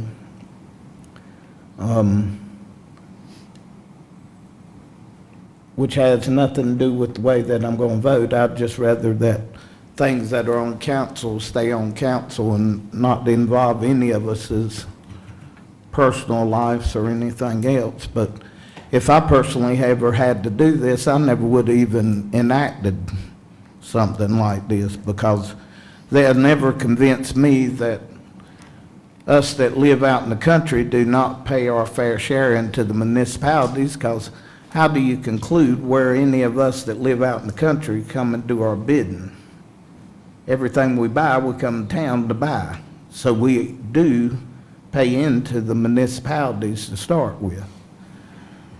And, you know, I'm not for any tax increases, but if we are going to have a tax increase, it looks like it would be on more important things than just playing and entertainment. We all sit up here and told you we ain't got enough to fix roads and stuff and all now. But I've made that speech the other week about how all the important things don't get never talked about, but we sit here and it becomes playing entertainment, and it's the end of the sky's falling. And it just amazes me.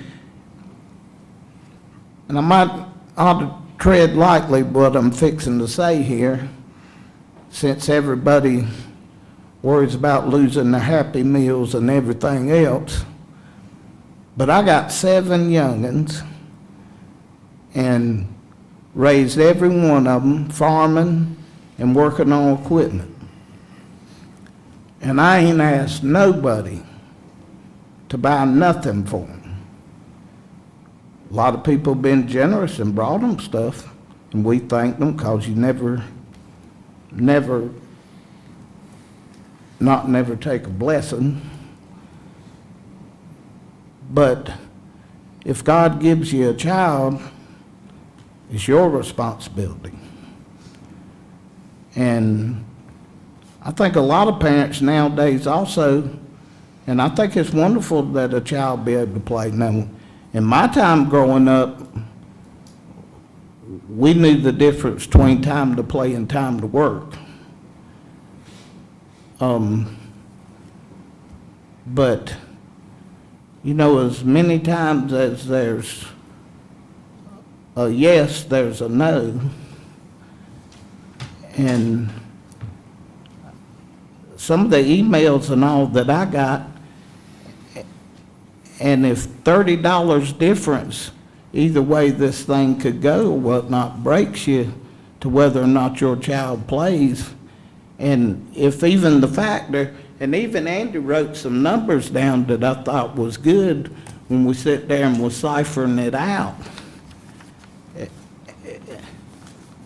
Something ain't adding up, ain't telling the truth on this thing. I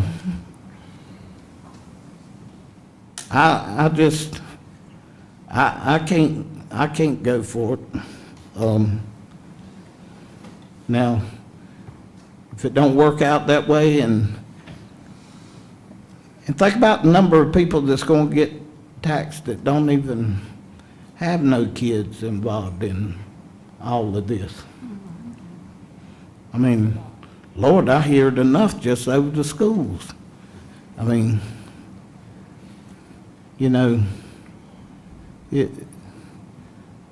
I think the whole thing's done got so far out of hand that it's actually kind of ridiculous. That's about all I got to say. I'm going to try not to rehash the points, but I guess we do have 2 things on the agenda, so I might as well speak about these now. I want to say this first and foremost. We are so blessed to live in York County. We have 9 municipalities, 9. Some folks don't realize we have 9 municipalities in our county, and our community is so blessed with having a variety of options available to all of our people to do recreation. I do not support this amendment, and I'm probably going to be a broken record tonight. I'm not going to support adding any new taxes or any new fees. In fact, I'm going to make motions that may or may not pass that cut the budget. But with respect to this issue, I think 1 tax is better than 2 taxes. And I think that this is going to prove to provide greater accountability and fairness throughout the process. I think that the one thing that I just have to get off my chest, it's come to my attention that some municipalities sent letters and emails to county residents asserting that the county and the council was planning not to provide any programming at all funding for that. That's absolutely false. That's not true. And public record, if you go back and take a look at what council has talked about, we have made clear that that's not what we're doing here either. That concerns me, and I think that causes problems with trying to work through things, but I'm committed to continuing to have that discussion.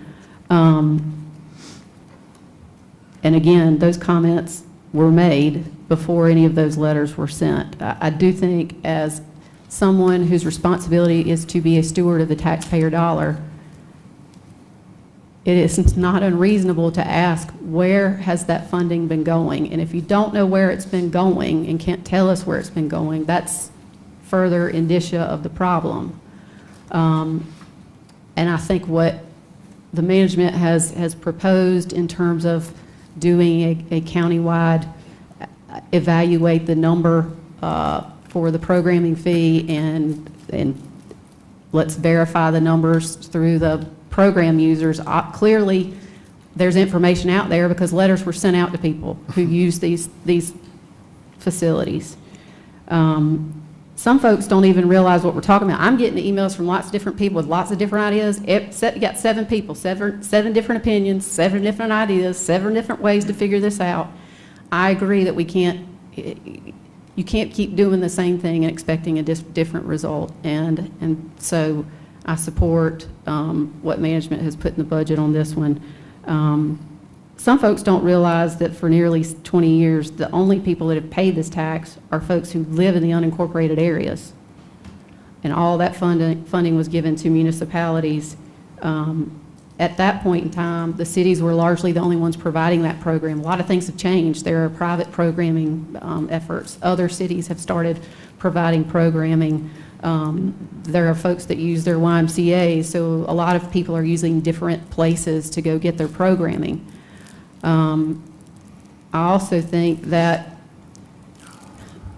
the rec tax funding being such a contentious issue, there's some debate about what was that funding for, because if you go back and you look now, and it's very broad the way it's written, but the reality is the purpose of it was to ensure that kids who lived in the unincorporated area, youth, were not charged twice as much to participate in the active sports programs. And so now the question's being asked, well, was this for disability programs, or was this for senior programs? To me, when you have the municipalities all together saying, hey, we need to divide this program funding based upon based upon the population of the school kids, that's been the recommendation that's been made for the last 3 years. And so I'm real concerned that there is this messaging going out that somehow these other programs are going to suffer when we haven't been provided the details that's accurate.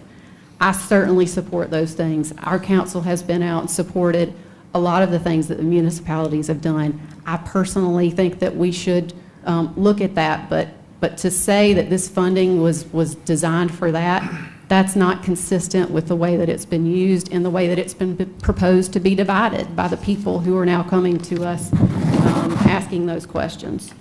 So I'm frustrated, and I'm disappointed that those letters and emails went out. I think that that's not genuine, and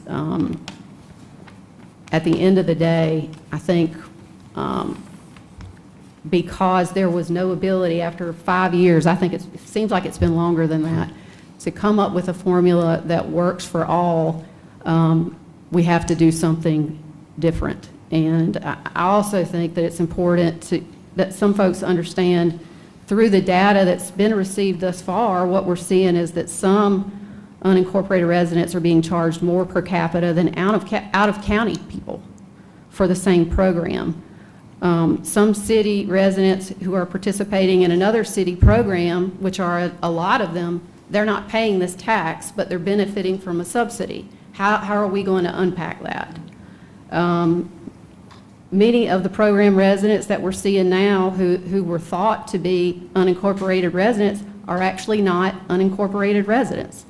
And so, but when you're taxing only one little group, you got to make sure that that's going for that benefit. So you have to be able to have that information. And at the end of the day, none of this funding that was taxed on unincorporated residents was being used to fund the unincorporated parks that exist and that we're trying to provide some additional amenities. So I think each entity, instead of taxing and pulling taxes from each other, needs to operate on their own tax basis so that it's makes sense. But to suggest that council doesn't support these things is just is not true. I think we are trying to work through that, but I can't support the amendment or any increased taxes. I think I had a couple more comments that I do think are important to make.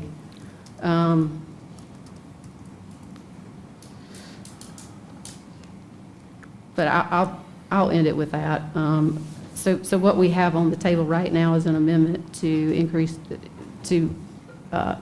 budget by 1.5 mils to go back to the unincorporated millage. All those in favor of that amendment, say aye. Aye. All those opposed? Opposed. Opposed. The amendment fails. Do we have any other amendments?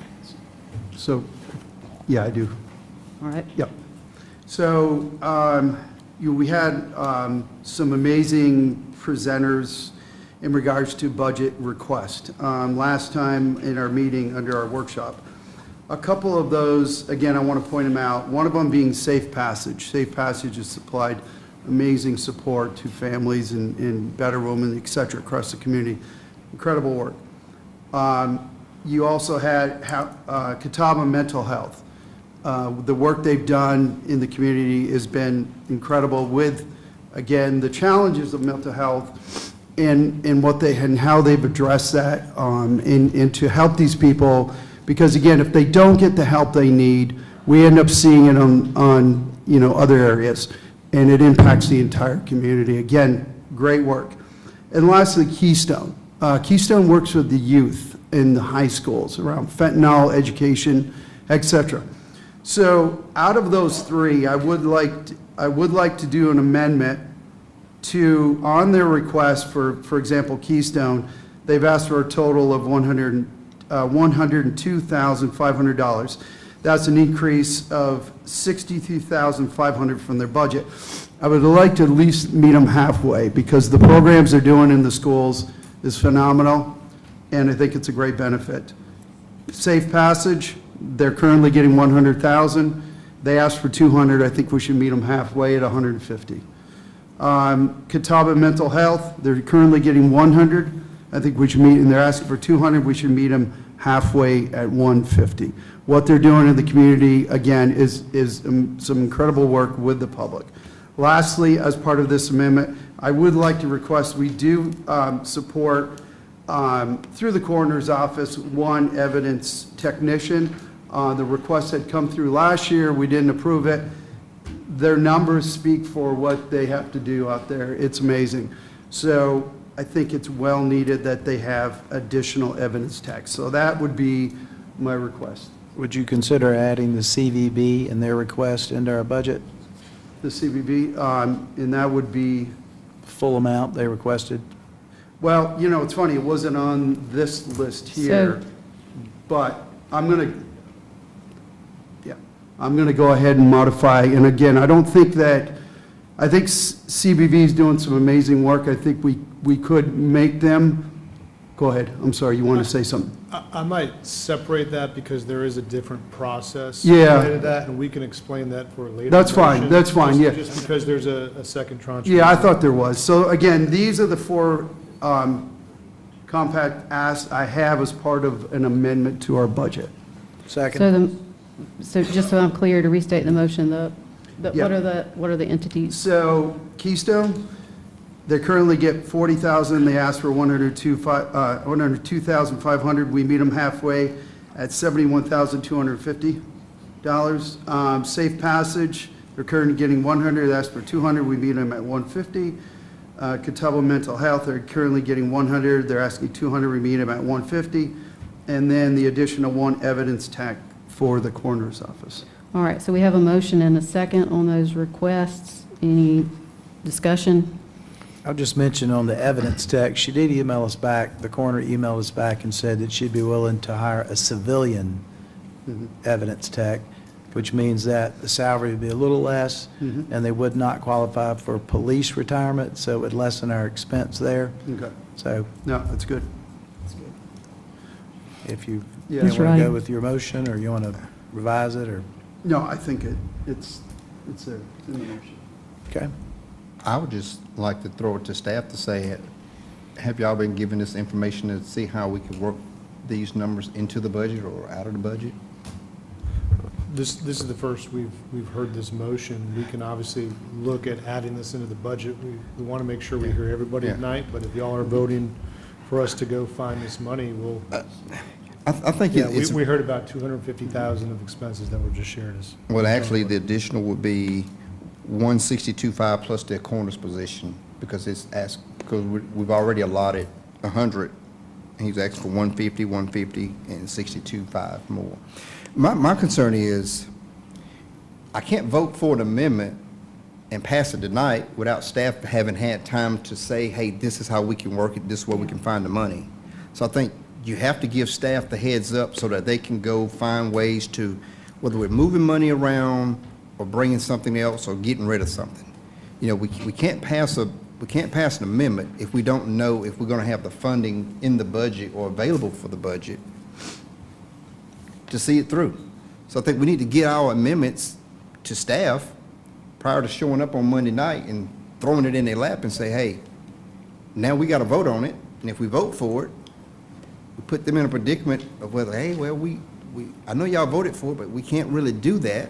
Then we have to come back and, because there are going to be downstream effects if we give more money here, we're going to obviously have to take some from somewhere else. So I think we got to get, I'm trying to avoid what happened last year at third reading. We throw everything on the staff, throw everything on council. We're voting left and right, and it was that's not the way it's supposed to work. Let's get our amendments to staff to see how we can work them in. That makes it a much smoother budget process. So I can't support a motion if I don't know if the fund's going to be there or if staff can work it out. So I'll be a no on this one. Only because we don't know the information Please just let me. of how it's going to move the numbers. Okay, we'll just keep going down the line. Whoever wants, do can- you have anything to say? Can, We're going to go down the line. okay, Okay, I so would, we're making requests then, that's what you're saying? No, we're No, going down the that's- line. These are amendments. Discussion. These are The amendments. question on the table is an amendment to increase the budget for those four purposes was made.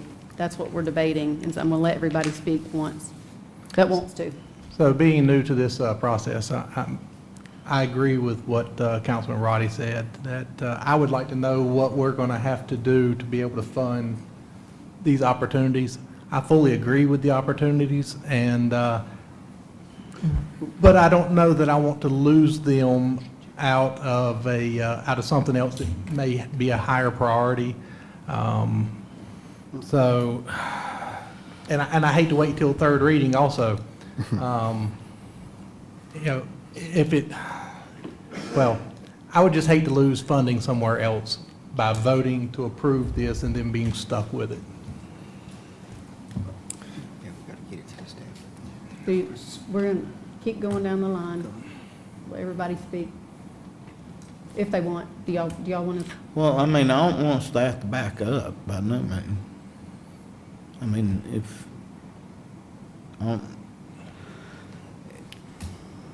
I don't know how we're going to, like I say, approve anything if we don't know it can't be done. Well, I want to give staff time too. Are we doing all of this? Or- No, the motion on the No, motion on the it's table just the was for motion. those four, the increase on those four areas. Yeah, okay. And then I want to talk about the fact that I don't want to have a tax increase countywide. And how would that look? How would that look, and where would we get the funding to not have a countywide tax increase? And I know somewhere in all this paperwork here, because I actually did bring my budget book, there's got to be some ins and outs here. I've heard some suggestions, possibly is looking at the millage rate. We've been very conservative with our millage rate. Maybe we work with that.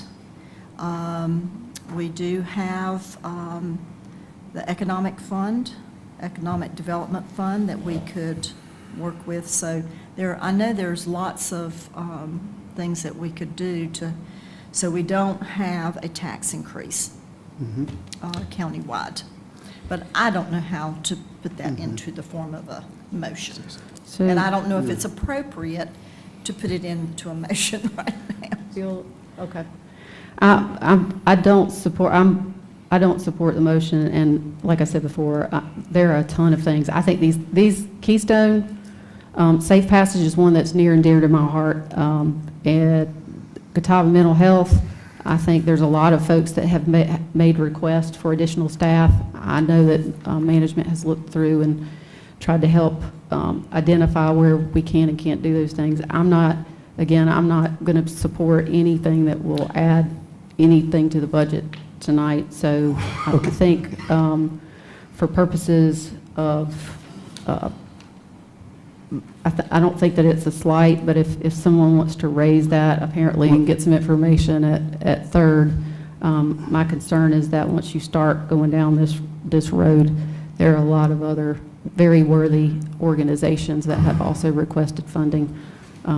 But on this motion, I think we need to move forward. All those in. Well, I'm going to rescind my motion at this point. You're going to rescind it? Yeah, I'm going to rescind it, and I'm going to modify the motion. I'm going to do a motion to request staff to look at these 4 items. They're basically looking at the $31,000 difference for Keystone, $31,500 difference for Keystone, the $50,000 difference for Safe Passage, and the $50,000 difference for Catawba Mental Health, and the one evidence tech for the coroner's office. I think for purposes of a point of order, changing the motion, is the person who seconded it supportive of that? Yes. We're not going to redebate this, though. I mean, I think. But I don't think that we need a motion. That's not a motion. That's just They're saying they don't need a motion Withdraw for the that. motion. So You just withdraw. So you're not required a motion for that? No, you can I'm just going to withdraw a withdraw, motion. I'm going to withdraw the motion. And request And I'm it. going to request that you go ahead and look at that. And that way we can come back with numbers on it, and then we can have a discussion about it in the next meeting. Okay. And like we do after every meeting, we'll have Yeah. a budget follow-up report that I'll Okay. email out to you. Right, but- Well, and I thank you for doing that. And I think that, I think this has been a good discussion, because I think we probably need to have that kind of process. If this is my concern. If we're putting it forward amendments and we're not going to vote on it because we're saying no to it, when we don't have the information, I think then we need to look at how we process this as a recommendation for next reading. That way, we're not getting a bunch of no's before we even have the answer on that, so. But I have a request too. Well, we're gonna let everybody have is it related to that amendment? No, I thought we were over with that one. Are we done? We're done. We're done with that. Yeah.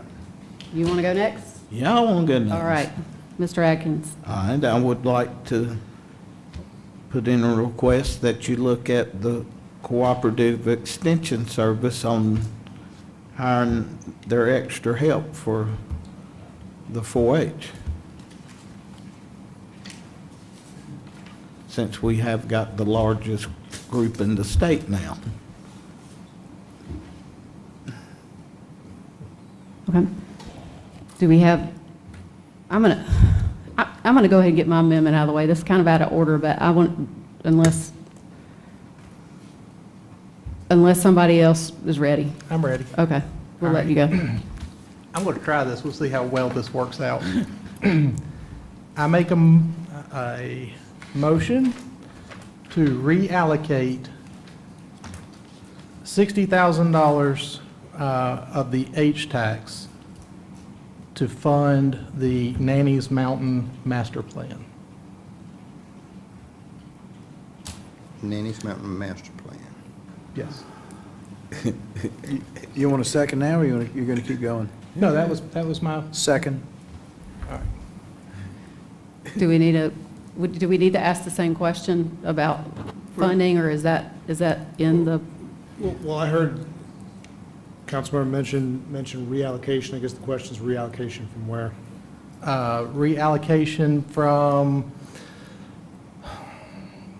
You said H tax, the didn't you? Field Day Park Oh. allocation. Is that going to mess it up? We'd have to adjust their millage to do that, but something we could do. Something y'all could vote on. I'm okay. I'll second that motion. We have a motion and a second. Any other discussion? So I would just clarify Wait, that. go ahead. I think just for the county attorney and the manager's office, if you could clarify the motion to include the adjustment of the millage. Okay. So do a whole new motion or amend it? Let's read it again. I think he was saying to clarify that, Okay. because you're going to create one fund out of balance, and All that right. would be remedied by millage. Then I would like to clarify that the reallocation would be from the Field Day Park H-tax allocation and would include a millage of the Lake Wiley Recreation tax millage rate. Second. Will you explain what you shared with us as to why you're asking for this, which? So the reason I'm asking for this is that, Nanny's Mountain was bought in 1997 by the county, or gotten as a park in 1997.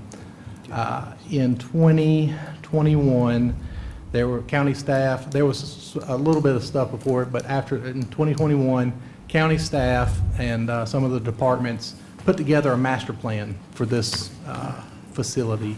And it's a mountain over in the Lake Wiley Clover area. You say Clover. For my Clover people, it's kind of Clover, but it's Lake Wiley. It's over on Highway 274.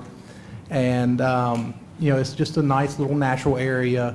And so the county staff put together a nice master plan for it. In 2022, at the very beginning of 2022, in one of the meetings, it got deferred. Or in 2021, it got deferred. In 2022, it got deferred out of a committee by a council member because there were better things coming for it. And since then, it's just really sat there and festered around. It's a very small project that would get a lot of benefit if we could just finish up this master plan. Staff really put a lot of their heart into this. They took ownership of this project when they did this master plan, and they have expressed the disappointment they had that this plan was just kicked off out of the queue of projects and never brought back. And so this would really help to boost their morale, showing that we care about what they're doing, and we would also get a project actually completed. It's not, there's no sense in just, it's such a minuscule or small amount of work and such small funds that we could just get it completed, and then we don't have to kick it down the road anymore, and it will be there for the community and for the county residents to enjoy, a place to hike, get nice views of the surrounding area, and just a quiet place that you can meditate or, just enjoy nature, which we don't have enough of those places, and this one is ready. It's shovel ready. So I really would like to just get it done. Now, my question would be, is this to continue with the plan, or are we putting something out there? Are we spending $60K on items or finishing developing the plan? To construct. Oh, to To construct. construct Okay. the master To plan, construct. if I To wasn't construct. clear on that. Gotcha, This was gotcha. to construct it. Staff has in the past, they've been spending their time, when they have free time, and their efforts in going out there and working on this on their own. And finding whatever little bit of funds that they have in their departments that could be used for this. They're going out there and trying to get this done. They really do care about this project, and I would just like to help them along with it. Any other discussion? Any other discussion? Yeah, no, I just think, I think this has been a good discussion tonight. I think overall, we should have probably talked about how we want to proceed with these amendments more. And I think how you did it, Andy, I think was great to offset that. I probably, but I think this has been a good discussion, and I think we need to understand the process of these things, not as much as of an amendment, to make sure that when we make these amendments, we're not withdrawing these things knowing that it should have been a different process. The last thing we can do is offer something as an amendment and lose on it when it is a good idea, but the process itself wasn't identified up front. So that's my concern. Yeah. Go ahead. Well, I'm not sure, I think council's free to make the decisions that they want to make here. I think if folks want the answer to the question, what I heard the council say, they wanted answers to the questions before they would commit to a vote on that. yeah. Not that that's a committed policy, like, process that needs to be followed, but, I think what people asked was how we were going to fund your amendment. I think what this last motion made clear was the funding for that amendment. so this amendment is revenue neutral. It's borrowing from one, but I'm just, to me, it seems like we ought, for that amount of funding, I definitely support making sure that we have the planning tools. I will support the motion since it's revenue neutral. I think that we probably should try to find a way to do both of what we're talking about. And for such an amount, I mean, I think we ought to do that. But since it's revenue neutral, I'll support it. All those in favor of the motion say aye. Aye. Any opposed? The amendment carries. Madam Chair. Have you finished any of your amendments? I am, I want to make sure we'll make one stop. right.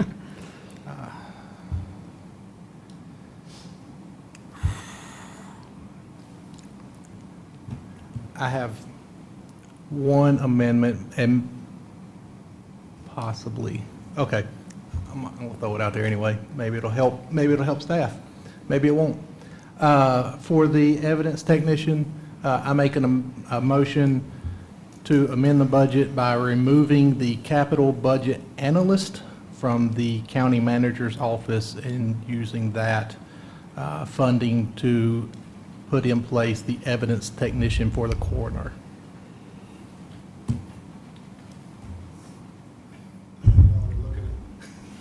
Y'all are looking at me.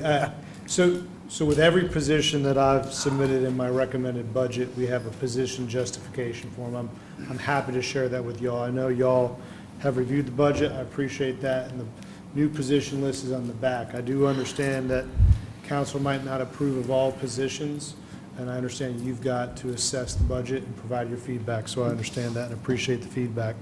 The goal of this position is really to help us centralize how we fund capital projects, to manage those capital projects, and then to work with the departments that manage those projects.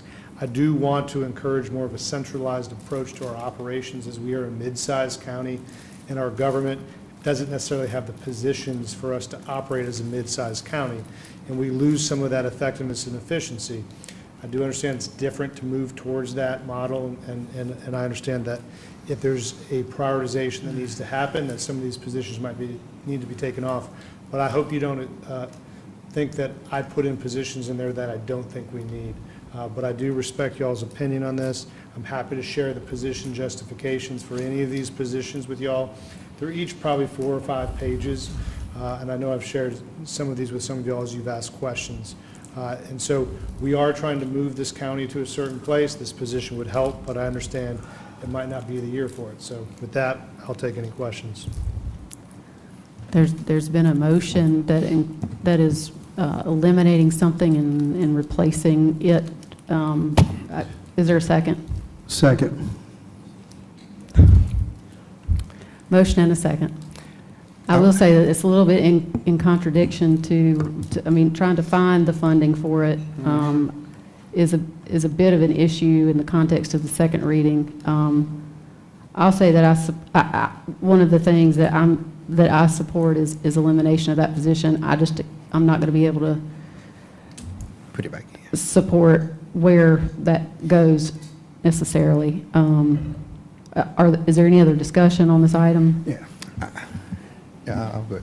I'll just say, you know, our budget team and our staff spend a tremendous amount of time looking at each department, what their needs are. Over the past years, I've been more so to follow the county manager's recommendation, because they're the ones who, in detail, looking at these departments, knowing whether it's that department head coming and sitting down with them, going over and getting a county manager's professional opinion as to where these positions need to go. if we're going to eliminate it, and there's going to be some things that get adjusted because there's going to be some positions that's probably been asked for that's probably not going to maintain because we're trying to get to a point of not raising taxes. So we're going to lose some of these positions, and we can't start picking them off one by one and then add them somewhere else. I'm going to entrust our county manager and his team, when we send them back in the back room to say, hey, we got to cut 1.5, we got to cut 2 mills out of this budget. We're looking for them to come back and say, hey, this is what we're proposing to do to get to the level that we don't have to raise taxes. I don't want to be the one that's plucking them out. I think that's what we hired you for, to give us that recommendation.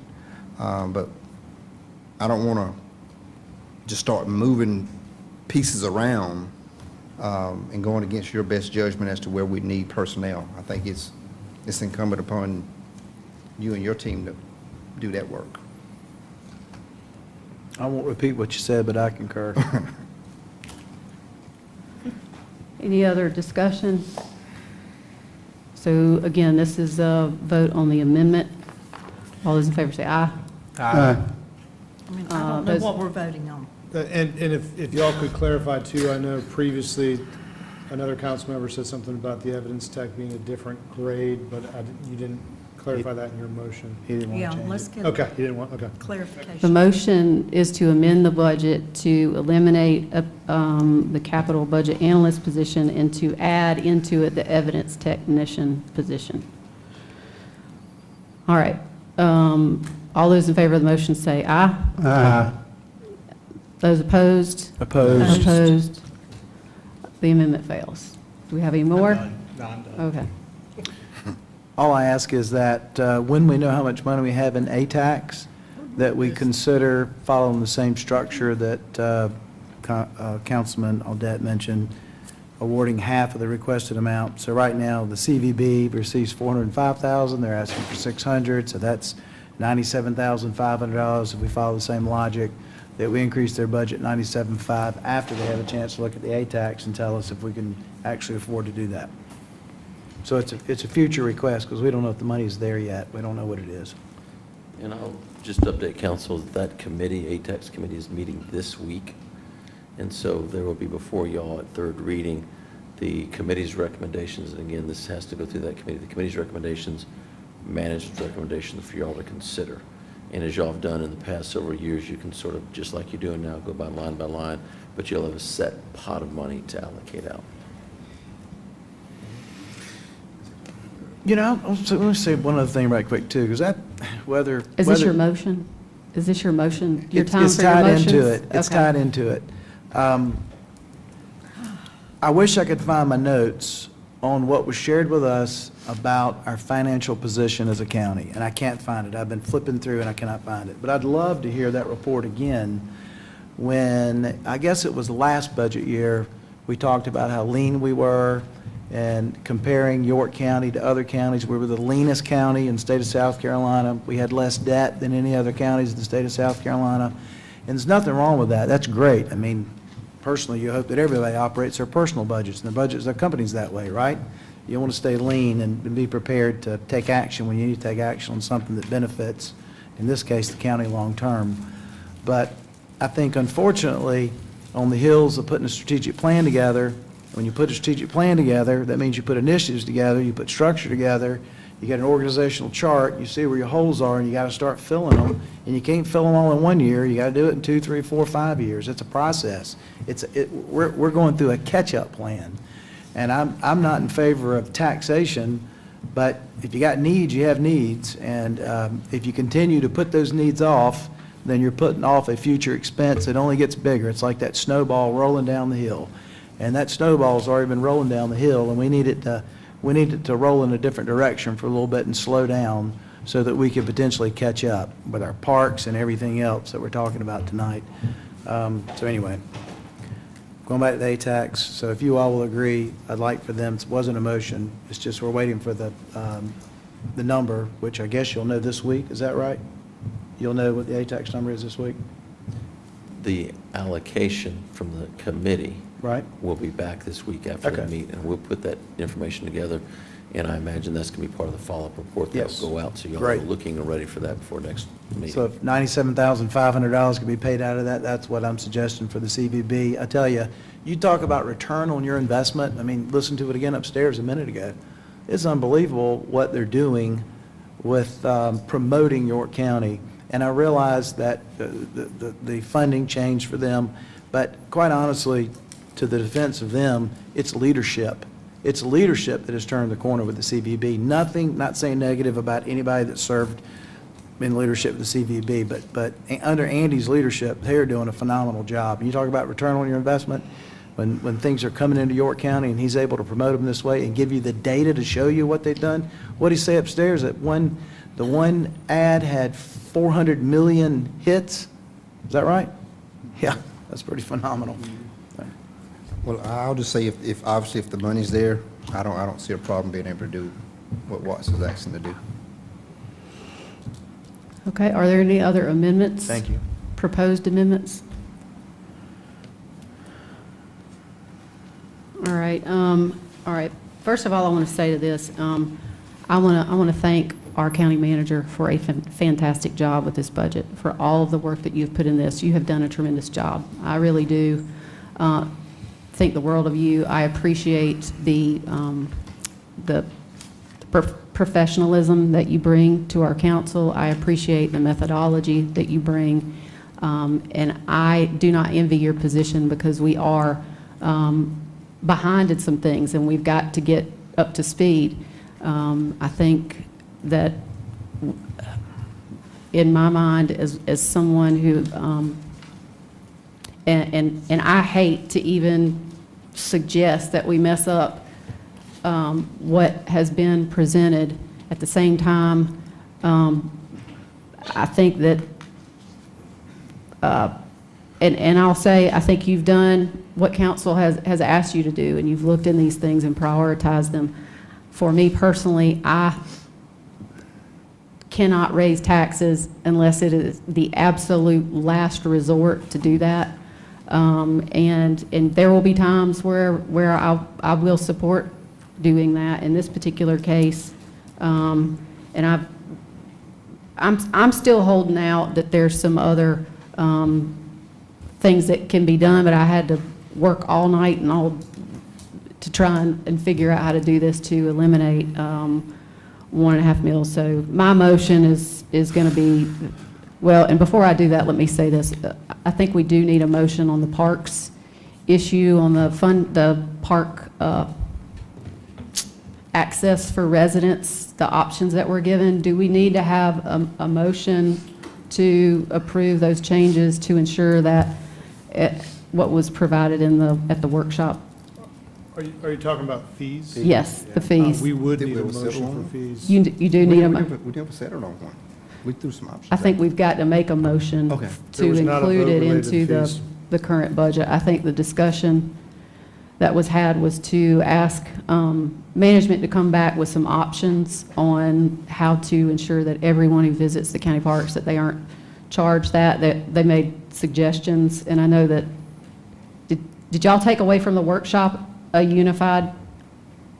We did not. There was not a vote. I think we gave you all information with the intention that you would vote on a recommendation. I thought there was a consensus from council on kind of I don't where we think so. wanted to end up I don't on think that. so. No, it just No. came up at our last meeting. So we're going to have to figure that out. I don't have a prepared motion for that. I guess we can do that at final reading, but that's, At our workshop meeting, Councilman Cloninger suggested that we not have a fee for our citizens to enter into our parks. Yeah, I think we had several of Because us, yeah. we're passing a 1.5 mil countywide tax, so you're already taxing them there. I think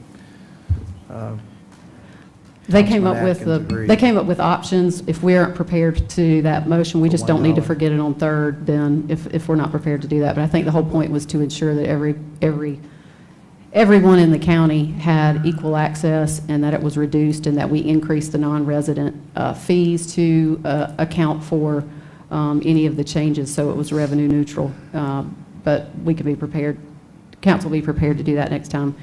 With respect to the budget, I'm going to move to amend the budget to reduce the general operation expenses by 1.5 mils in the following fashion.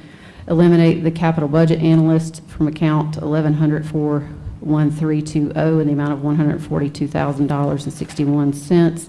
Eliminate the marketing manager position in the amount of $107,292. Eliminate the planning position from account 1100-4192 in the amount of $141,972. Eliminate a total of $266,675 in one-time expenses for studies within planning. Those are respectively $100,000, $91,675, and $75,000. And then also eliminate the $350,000 facility study, public works study, and direct that management explore whether these studies can be done in-house. And if they cannot, then that that council, and if not, that these funds be approved by council as a later date as a non-recurring one-time expense rather than a recurring expense. I direct that any county position in the general operation budget that has been vacant for more than 4 years, that the position be eliminated and it have to be reinstituted. I would direct that $1 million in the ED FILO revenue be directed to fund the ED department and eliminate the GEO funding expenses for this amount, and to increase the projected value of mill by $17,500. And my request would be that this be in priority list to get to that millage. I second it. We have a motion and a second. Do we have discussion? I'll say, in all fairness and transparency, Chairperson Cox and I did discuss some of these changes to try to get to the point that we're not raising taxes. And I knew it was coming up about eliminating some positions versus moving positions around. Obviously, she's worked tirelessly on finding ways to trim the budget so that we don't have to increase the millage or increase the taxes. I did have one question about increasing the value of the mill. Did I hear you correctly say an increase? That's correct, and that's by $17,500. Okay. I'll have to get a little more between second and third as to that impact, but the goal here was to not raise the taxes, but we are kicking the can down the road on some things, but those things are not at a critical juncture that we can go back and do the next time around. And I'll be the first to admit, we took a ton of calls, ton of emails, kicking us and screaming about increasing taxes. Well, I've rolled with the punches the last several years, but at some point, if we're going to continue to provide world-class, first-class, all these top-rated services, all these top-rated amenities, and make sure our staff is professional, that comes with a cost. We can't keep always kicking some things down. Now, positions that's on the books that haven't been filled for quite a while, yeah, they need to come off, because apparently we're operating without filling those for quite some time. But it's going to come a point that the curve is going to bend backwards of doing more with less people, providing more services with less people. We got more people moving here. The demand for certain things are going to increase, and the only way that we can keep up and do it in such a manner that we know we want it, that professional level to be done, we're going to have to bring more people on board. We're going to have to charge a little more. So while we've been enjoying the rollback millage the last several times, where we've been cutting positions, there's going to come a point this council is going to have to make a decision, and we're going to have to face the music with the phone calls, with the political pressures. It's got to happen. You know, we do it when we can, but at a certain juncture, we got to look that voter in the eye and be honest and be transparent that, hey, we can't continue to do it at this rate. And it's going to take some gumption to do it, because those voters are going to say, I'm going to vote you out. Those voters are going to say, we're going to kick you out. But in all fairness, if you're being open and honest with the voters, let them know this is what it is. We're not raising taxes just to raise taxes when we do it. And I've been up here 14 years, probably tell by the gray. We've been reluctant to do it. We've rolled it back when we can, but when the time comes, we have to do it in order to keep pace. We have to do it in order to keep pace because we give raises. We gave a nice raise to our sheriff's department. We like to give raises to our personnel because we fought for a long time training people. We were a training ground. People cut their teeth in a certain department, certain area. We weren't paying enough. They go jump in the private sector, make more money. So we made sure we amped up our raises and things to get good quality people to stay here with us. And I think we've done right by employees, but at a time, we're gonna have to ante up and ask for a little more out of our taxpayers. But I certainly support the motion, but I will be getting with Kevin and Josh to find out the impact of increasing the value of the meal by 17 grand. So let me just say that I cannot support this motion. While I think that staff can use some of those ideas to try to come up with the funding that we've asked for, the idea that we're raising taxes is not wholly being conveyed clearly. So we are not raising taxes in the general, on the overall, to county members. The only people getting a tax increase are the people in the municipalities. They are getting the 1.5 meals. To not have a tax increase on somebody that's never paid the tax is impossible. Well, it's not impossible. Let me just say that the way to do that is to reduce the taxes on the county or the unincorporated residents. But we're already shortchanging our residents. I mean, look at our roads. We're not even funding our roads to get them improved.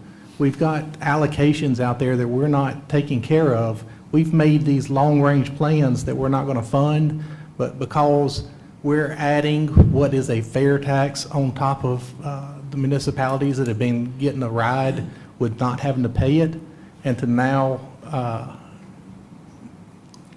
cut our budget to try to offset that, I can't agree with that whatsoever. So I will not be supporting this motion.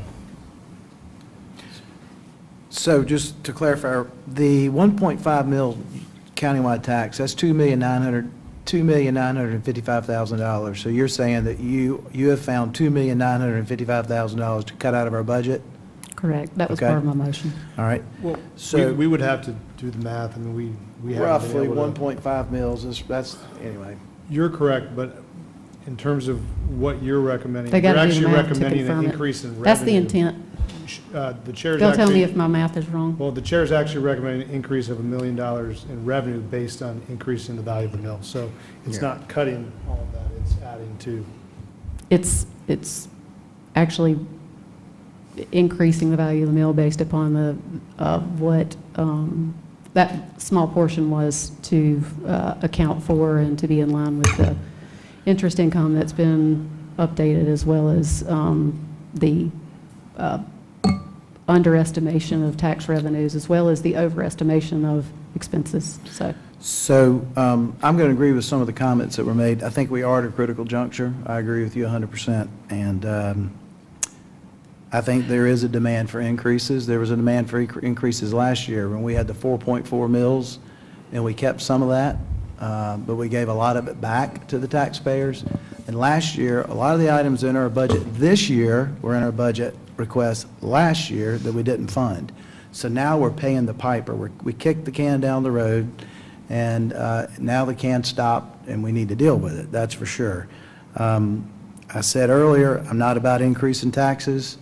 I didn't get elected to get reelected. I'm just trying to do the right thing, trying to make the right decisions for all the citizens of York County. I don't mean to offend anybody, but that's just the position I stand by consistently. There was mention of taking $1 million from our ED fund. I'm the chairman of the Economic Development Committee. I'm not speaking on behalf of the Economic Development, I'm just saying. So I take this one a little personal. The ED fund was established, if you go back and read the purpose of the ED fund was established for us to take that money and invest it in companies that want to make York County their home. Now, we haven't been doing that, but we need to be doing that, because you know why? Uniquely to us, that generates property taxes. The same property taxes that York would like to create, Clover would like to create, TGK and Fort Mill would like to create new property taxes, right? Because it helps drive your budget and fund your parks, we wore that one out earlier, but the municipalities are looking for money to fund their own parks, right? And you fund it, would bring an industry in. So to suggest that we take money out of an ED fund that invest in businesses coming into York County, the type of businesses we want, I don't think that's a good suggestion. So I can't support this either. I appreciate the intent behind what you're trying to accomplish, but I think we've passed the point where we can ignore the needs of this county. We hired a county manager who's doing, you've all said it, and then we laid the boom, but he's done a great job. And what he's doing is he's trying to plan ahead. And to plan ahead, you have to build the organizational chart. You have to get your support staff in place to carry things out efficiently. And that's what he's doing. He hasn't put every position in there that he needs. There's more coming next year and the following year. This is kind of like last year, we had a grant to fund the evidence-based person for the coroner's office. We had a grant to fund it. Now, I know this year we had said, okay, the grant paid for it last year. How do we pay for it this year? We'd have to figure that out. But we gave up a grant to fund this last year. And by the way, there's no grant to fund it this year. Anyway, I can't support this either. Thank you. So I think what was proposed, the intent of it is I think it's excellent. I think it's finding a way to pay what you want to do and offset the difference in taxes. I think it's, I thought you spent a lot of time going through it. I thought it was very good. The challenge, I think, with this one, and I'm going to just piggyback off of what Wad said, when it comes to the ED fund, the opportunity from the ED fund is to drive and bring in businesses, not only the tax revenue from businesses, but the jobs. And the utilization of that is key to drive new opportunities for the people, the public.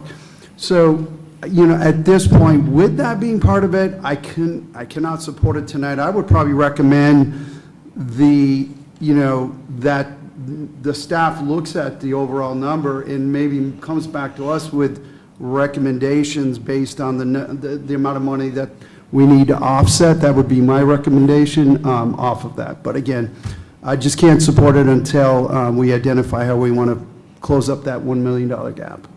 So. I'm going to go back and talk about the economic fund, economic development fund. The short time I've been on here, I haven't seen it used in a very wise way. Plus, I should have said this before, if we use the economic development fund, I would like to see it used for the economic development group, to fund them, to let them be self-sufficient. And that way they can, and this is actually what I thought when I did some research back a year or so ago, what that fund should have been used for, is some impact of some of the businesses that came in here, possibly for improvements of roads that they have, ruined our roads, but also to fund the economic development group. That was what I understood. That's how. So that's why I mentioned that, to take the economic development fund to put it to support the economic development group. The salaries or activities? Yes, yes. Okay, I think that's part of how So- she sees using it. Okay. So what I would say is the ED committee's been doing hard work with Mitch, our economic development director, to come up with criteria to utilize those funds. And that was something you all made clear in the strategic plan last summer that you wanted us to do. Y'all have been working hard on that. So if you decide to utilize this funding, we're talking about a significant portion of those FELO funds will go towards the operations of the Economic Development Department. Right now, I think the transfer from the general fund to fund the operations is $1,086,000 for ED. And so you're shifting most of the operations of ED to that funding mechanism. I think there's a sunk cost to that. I think that sunk cost is what you've heard and what we're trying to do, and what Mitch has been here many late nights trying to tease out of y'all is, who do we want to be recruiting? What's our vision, and how do we fund it? Those are the funds to do that. And so there's a sunk cost to making that decision. I wanted to make that clear. If we can we let every council member speak first before we? I'm going to get back to something he said. Let's go ahead. Yeah. So I think since some comment, a couple of things just to clarify, the motion included 3 positions, and then the studies that were mentioned should be paid from a one-time fund instead of a recurring fund. That was the request. So the studies aren't gone. It's to use a different fund if we can't do it in-house. With I think the ED FELO fund, I want to make sure that folks understand this is not taking the C fund money away where there's already requests that have been made. There's currently $4 million in that account in the other ED fund. And my understanding is that the revenue from that is going to increase significantly. So in the next 2 years, even with that funding amount, that there's still going to be a revenue stream there. I just want to make sure that that's clear. I would say that's going to slow the growth of the ED fund. So I think Kevin shared that we're averaging $1.3 million coming into the fund a year. So you might have a $4 million fund balance, but now you're going to use most of the new money coming in to fund the ED department. And so you will lose the ability to do something transformative is all I'm trying to say. I know a couple of weeks ago, I asked a question of staff to report back some of the criterias that had to be met in order to spend, whether a business was coming in and wanted to use some of our ED funds. Have we formulated that criteria? That's what I was sharing. That's what the ED committee is working on, and we're getting really close to bringing forward options and criteria for that. So that's what I was clarifying. Because I kind of understand that the moving of the fund or not using the funds for one but something else, because we do have the C funds that, part of our C funds every year from every council, some of it goes over into that C fund that economic development can use. And so we're not totally turning our back on those funds. It's just now if a business wanted or needed help with some road improvements or egress lanes or whatever, we still have those C funds that could still address some of those needs and not just rely on the money that's in the economic development pot. Because we have basically 2 tranches of money sitting there that could be used for the same exact thing. And I think what Madam Chair's suggestion is we take this pot and fund the department and solely rely on the C funds to do any kind of road work that may need to be done. I think you'd have to go back and redefine the ED fund, then the ordinance that drives the ED fund, you'd have to go back and redefine it. I think not to make this motion because it was made last time, so I assumed that it had been run through. Here's what I'll say, and this was after spending, I'll say it again. I think that raising taxes should be an absolute last resort, and we're getting very close to that. This was something, and I will tell you, between now and third reading, if there's a better place to find that funding, if this is approved and there's a better place to find the funding than from that fund, then I'm still looking. But this is where, this is the motion. We still have a good bit of business left tonight on the agenda. I think we just need to call for the vote on this motion, and we still have third reading. All in favor of the... I have one more thing. If we took the ED funds off the table and still did away with the other positions and delayed some of the studies, would that help stomach the idea of what the intent is? Our estimate is that you're about $1 million away if you do that, but again, we've got to run the math. We also don't know how many positions have been vacant for 4 years, so we couldn't tell you what that savings would be. All those in favor of the amendment, say aye. Aye. Okay, explain what we're Deny. voting on. The motion is to reduce 1.5 mills from the budget. Okay, now say it again. All those in favor of the motion, say aye. Aye.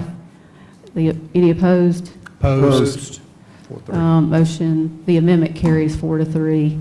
That pulls us back to the main amendment and approval of the budget. All those in favor, say aye. Aye. Any opposed? Opposed. I don't think everybody voted. Motion, I don't think so either. Sorry, I was mentioning something to Josh. I don't even know what the motion was. motion, we're back to the main motion on the Just the budget. budget. Okay. All the amendments are done. Yeah, no. Right, start over. I gotta go again. Motion carries 4-3. Yeah, thank you. You good? She's good.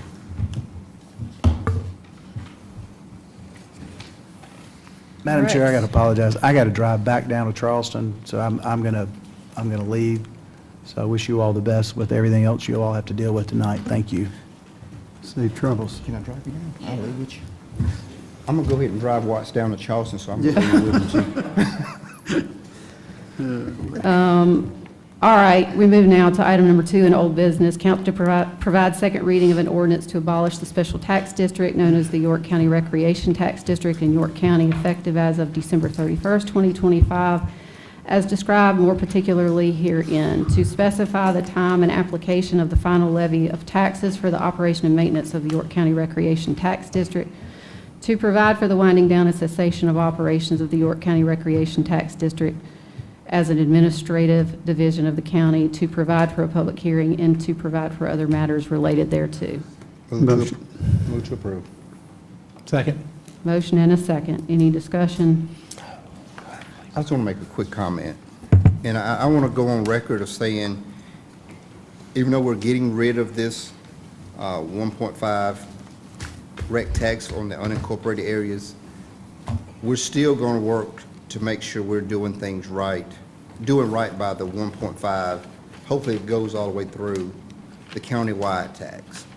I do recognize that there are needs outside of just the rec part of what these municipalities are doing. I want our staff to work with city managers, rec department directors, so that we get this right. I mean, we're here for everybody throughout the county, whether you live in the city, whether you live in the county. We're on the same team. We're on the same team. We want to be headed in the right direction. How we get there is the challenge. And I think all of us up here are committed to doing something that's right, that takes into account everybody's needs. And not everybody's needs are going to be met 100%. But we're not turning our backs on anybody, not a municipality, not on our programs that we're, not our program, but not our parks that we're looking to get involved with.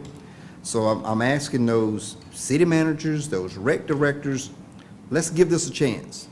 Let's give this a chance. And I know I'll be here through at least next budget cycle. And if it's not working, we can come back to the table. But let's don't break the table before we're able to get back to the table, if that's where we need to be. And that's all I want to say on this, getting rid of this rec tax. Oh, I got my piece now. I just want to mention to everybody that may be listening, all 20 of you, that the York County Library also offers a lot of programs that are being duplicated by the cities and municipalities. So in the event that you can't do it at a municipality, then the library may be able to help you out with it. Good point. Any other discussion? I will not be supporting this motion tonight. All in favor of the motion, say aye. Aye. Any opposed? Opposed? Motion carries.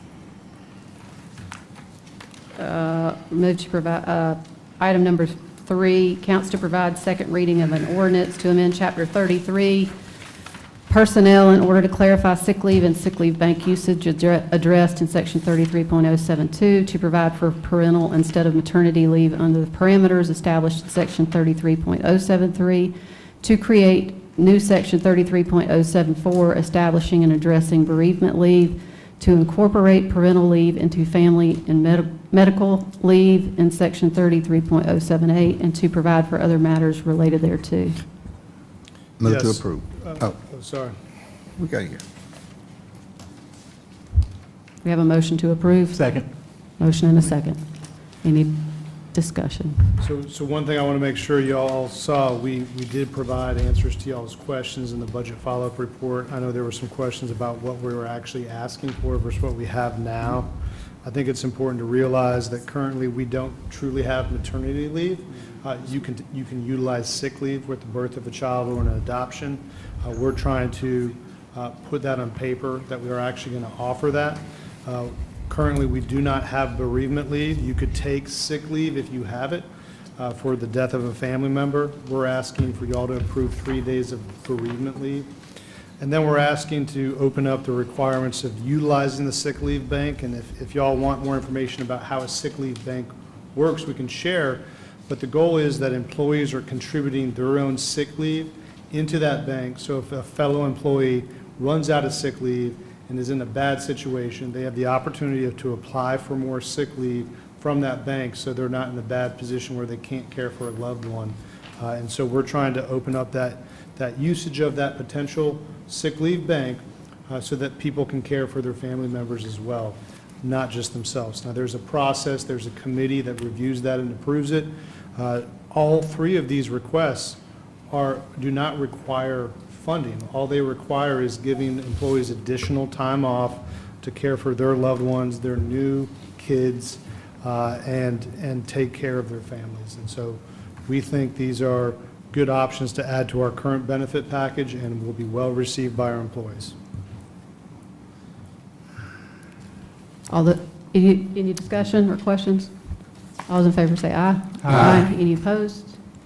Hearing none, motion carries. We move now to first item of new business, council to approve an award regarding bid number 2963 for the construction of York County Coroner's Facility to the lowest responsive and responsible bidder, J&B Services LLC of Danville, Alabama, for a total cost of $4,786,487.01. Motion to approve. Second. Motion and a second. This is, do y'all want to say something about, this is actually a project that's gone out to bid that came in less than what was budgeted. And I know that it's something that's been a long time in the making, and looks like the signals of the cost are turning to better favor for us. So this is good news for the taxpayers. All those in favor of the motion say aye. Aye. Any opposed?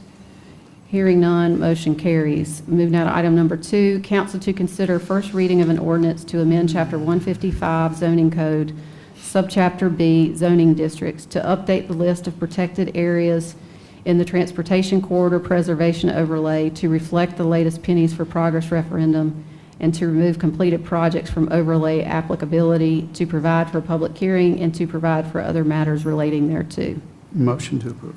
Second. Motion and a second. Any discussion? Although, One thing I will note is there will be a public hearing at the next one, the second reading.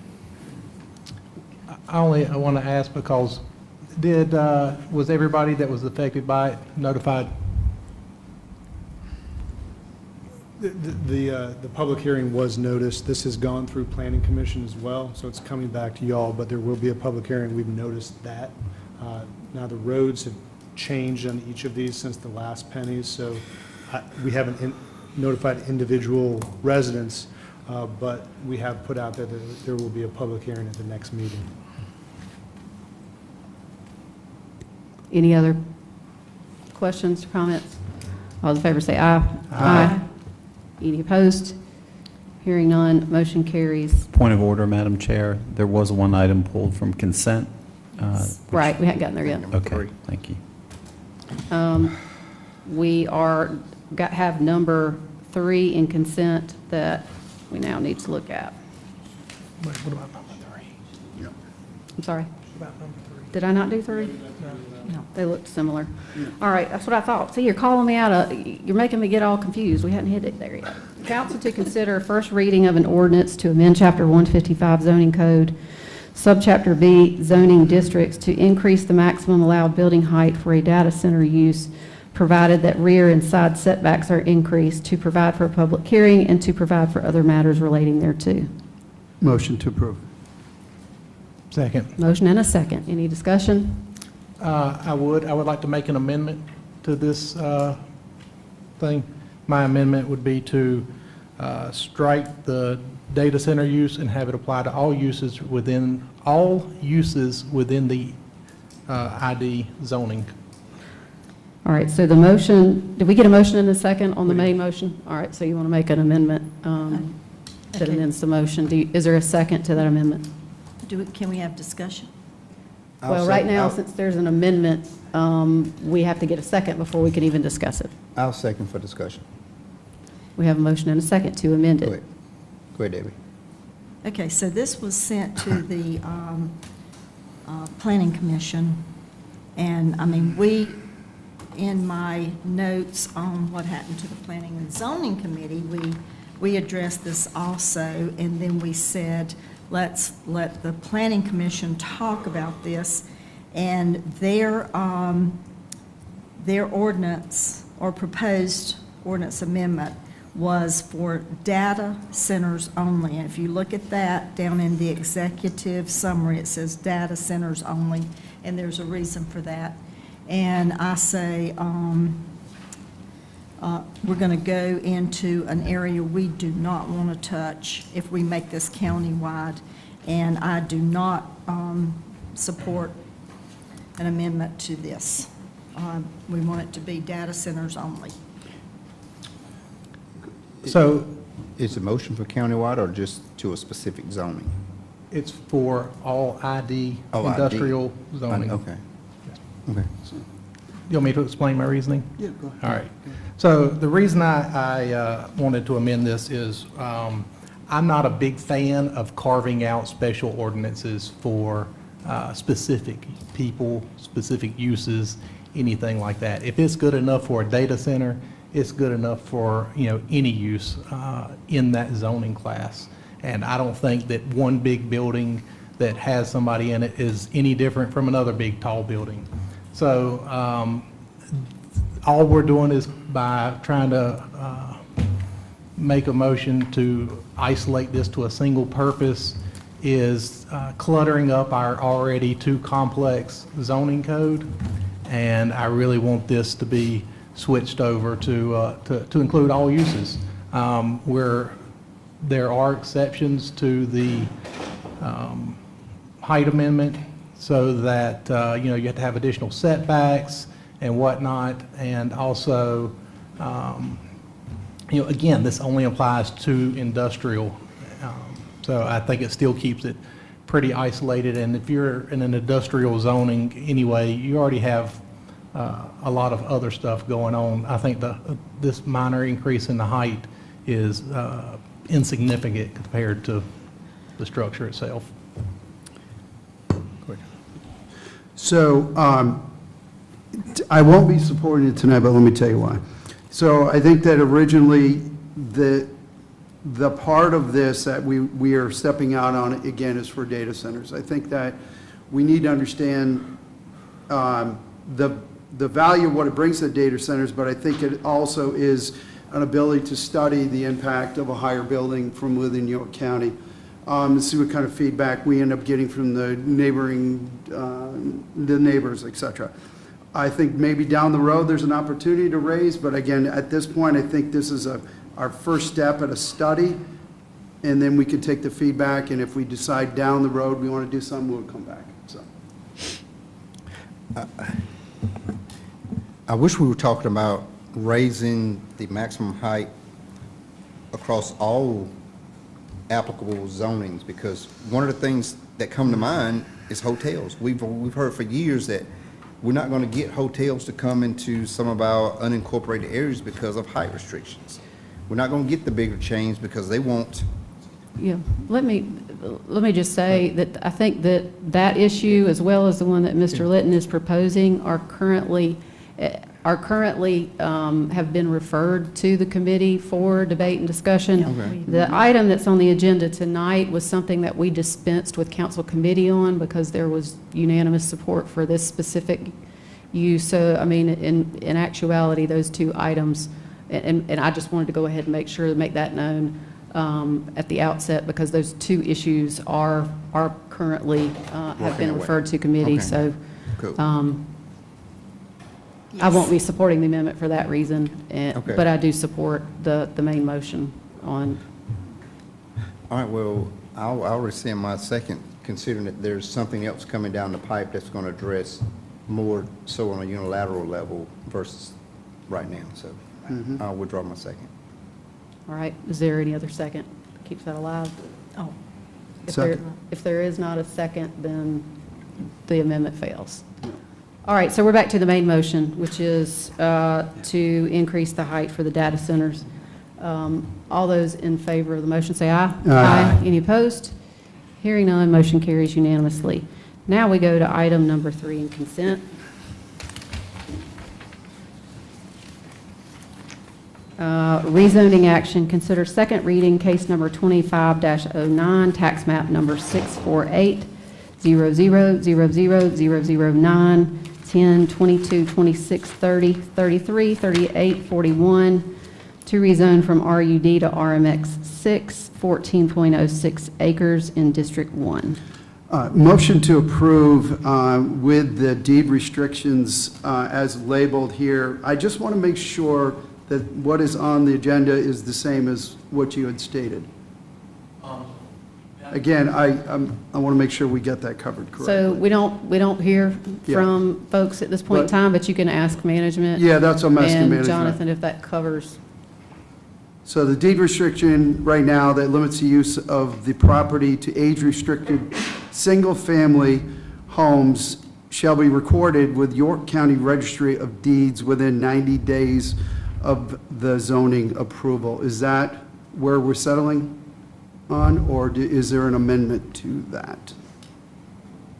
I believe the applicant, when they spoke earlier this evening, was requesting an amendment to that specific condition. Okay. I believe they were preferring that the deed restrictions be recorded per lot. Okay.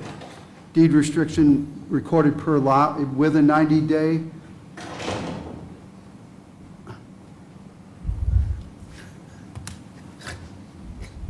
At this point, this is second reading, so rather than try to negotiate this condition live through intermediary conversations, perhaps the applicant can reach out to staff and to the county attorney's office on what their preferred motion would be, and they could bring that back for council's consideration at third reading. Okay, so I'm going to approve it with this original deed restriction on here, and then we can address that in the third reading. Okay, motion to approve with existing deed restriction that limits the use of the property to age-restricted single-family homes shall be recorded with York County Registry of Deeds within 90 days of the zoning approval. Second. Motion and a second. Any discussion? All those in favor say aye. Aye. Any opposed? Hearing none, motion carries unanimously. Committee and other reports. Chairwoman Debbie Cloninger for Planning and Zoning Committee. yes. So we met May 6th, and during that meeting, we did have an update on the rural zoning project that I think will be coming forward to council for a vote. It was a very comprehensive and time-consuming project for the planning department, and I think that they truly did a masterful job. They tried very, very hard to listen to what everybody said and meet all the concerns. So I hope that you feel the same way when you see it. Okay, then we also had a discussion regarding maximum building heights.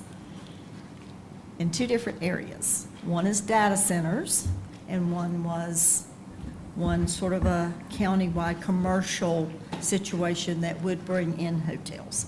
There was much discussion on the hotel, not so much on the data, so we decided to let the Planning Commission lead the way. So that's what we did.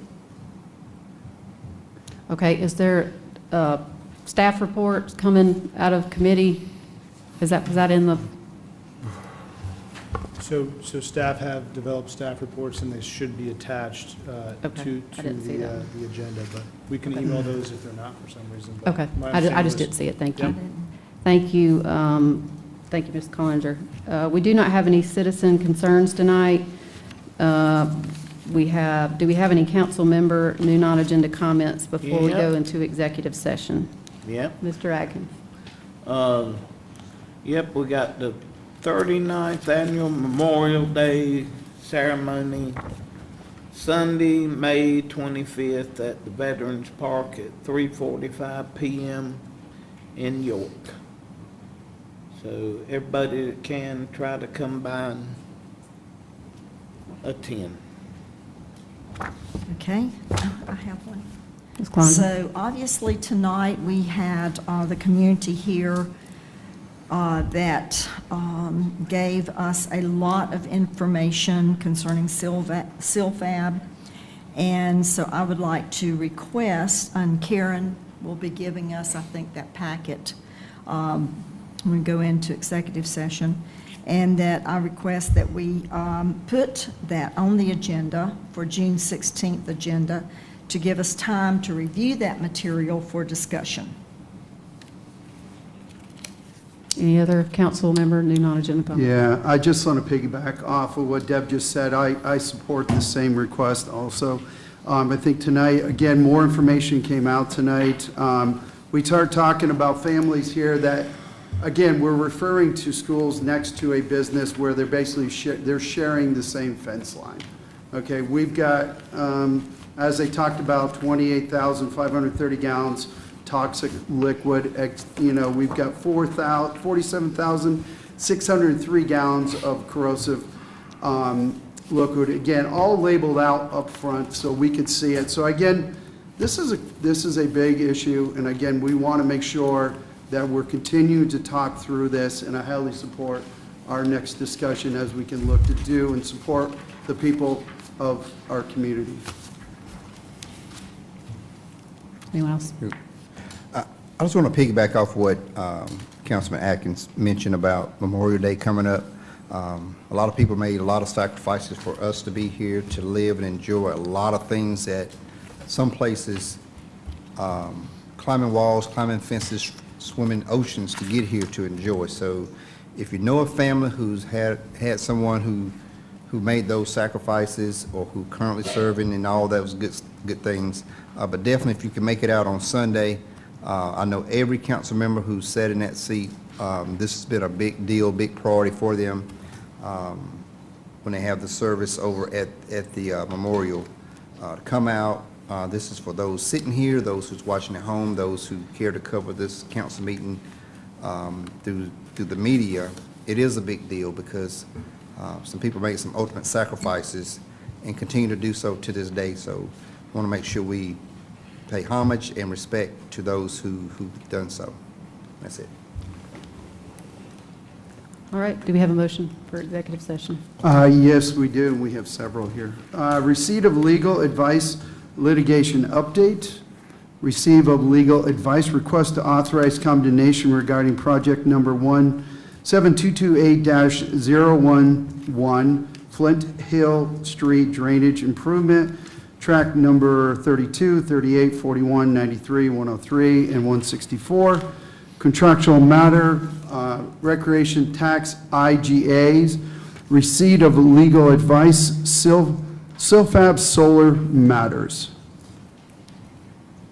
Do we have a second? Second. We have a motion and a second. Any discussion? All those in favor say aye. Aye. We will move into executive session.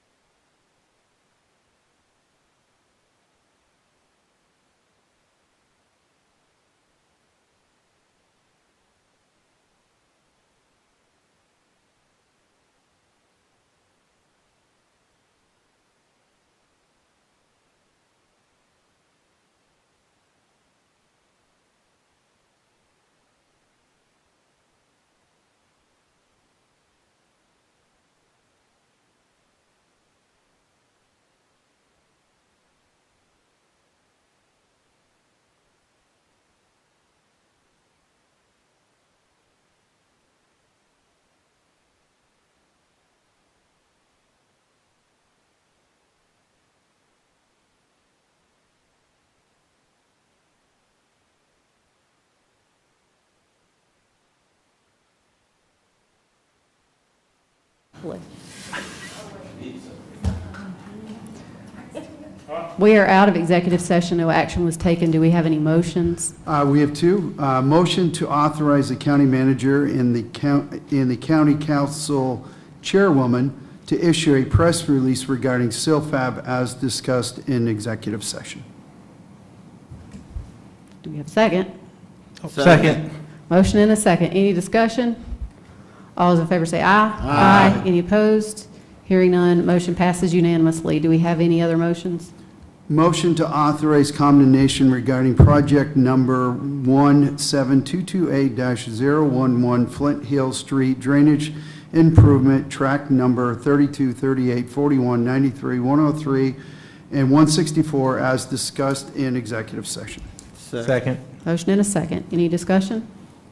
All those in favor say aye. Aye. Any opposed? Hearing none, motion carries unanimously. Motion to join. Second. Motion and a second. All those in favor say aye. Aye. We are adjourned.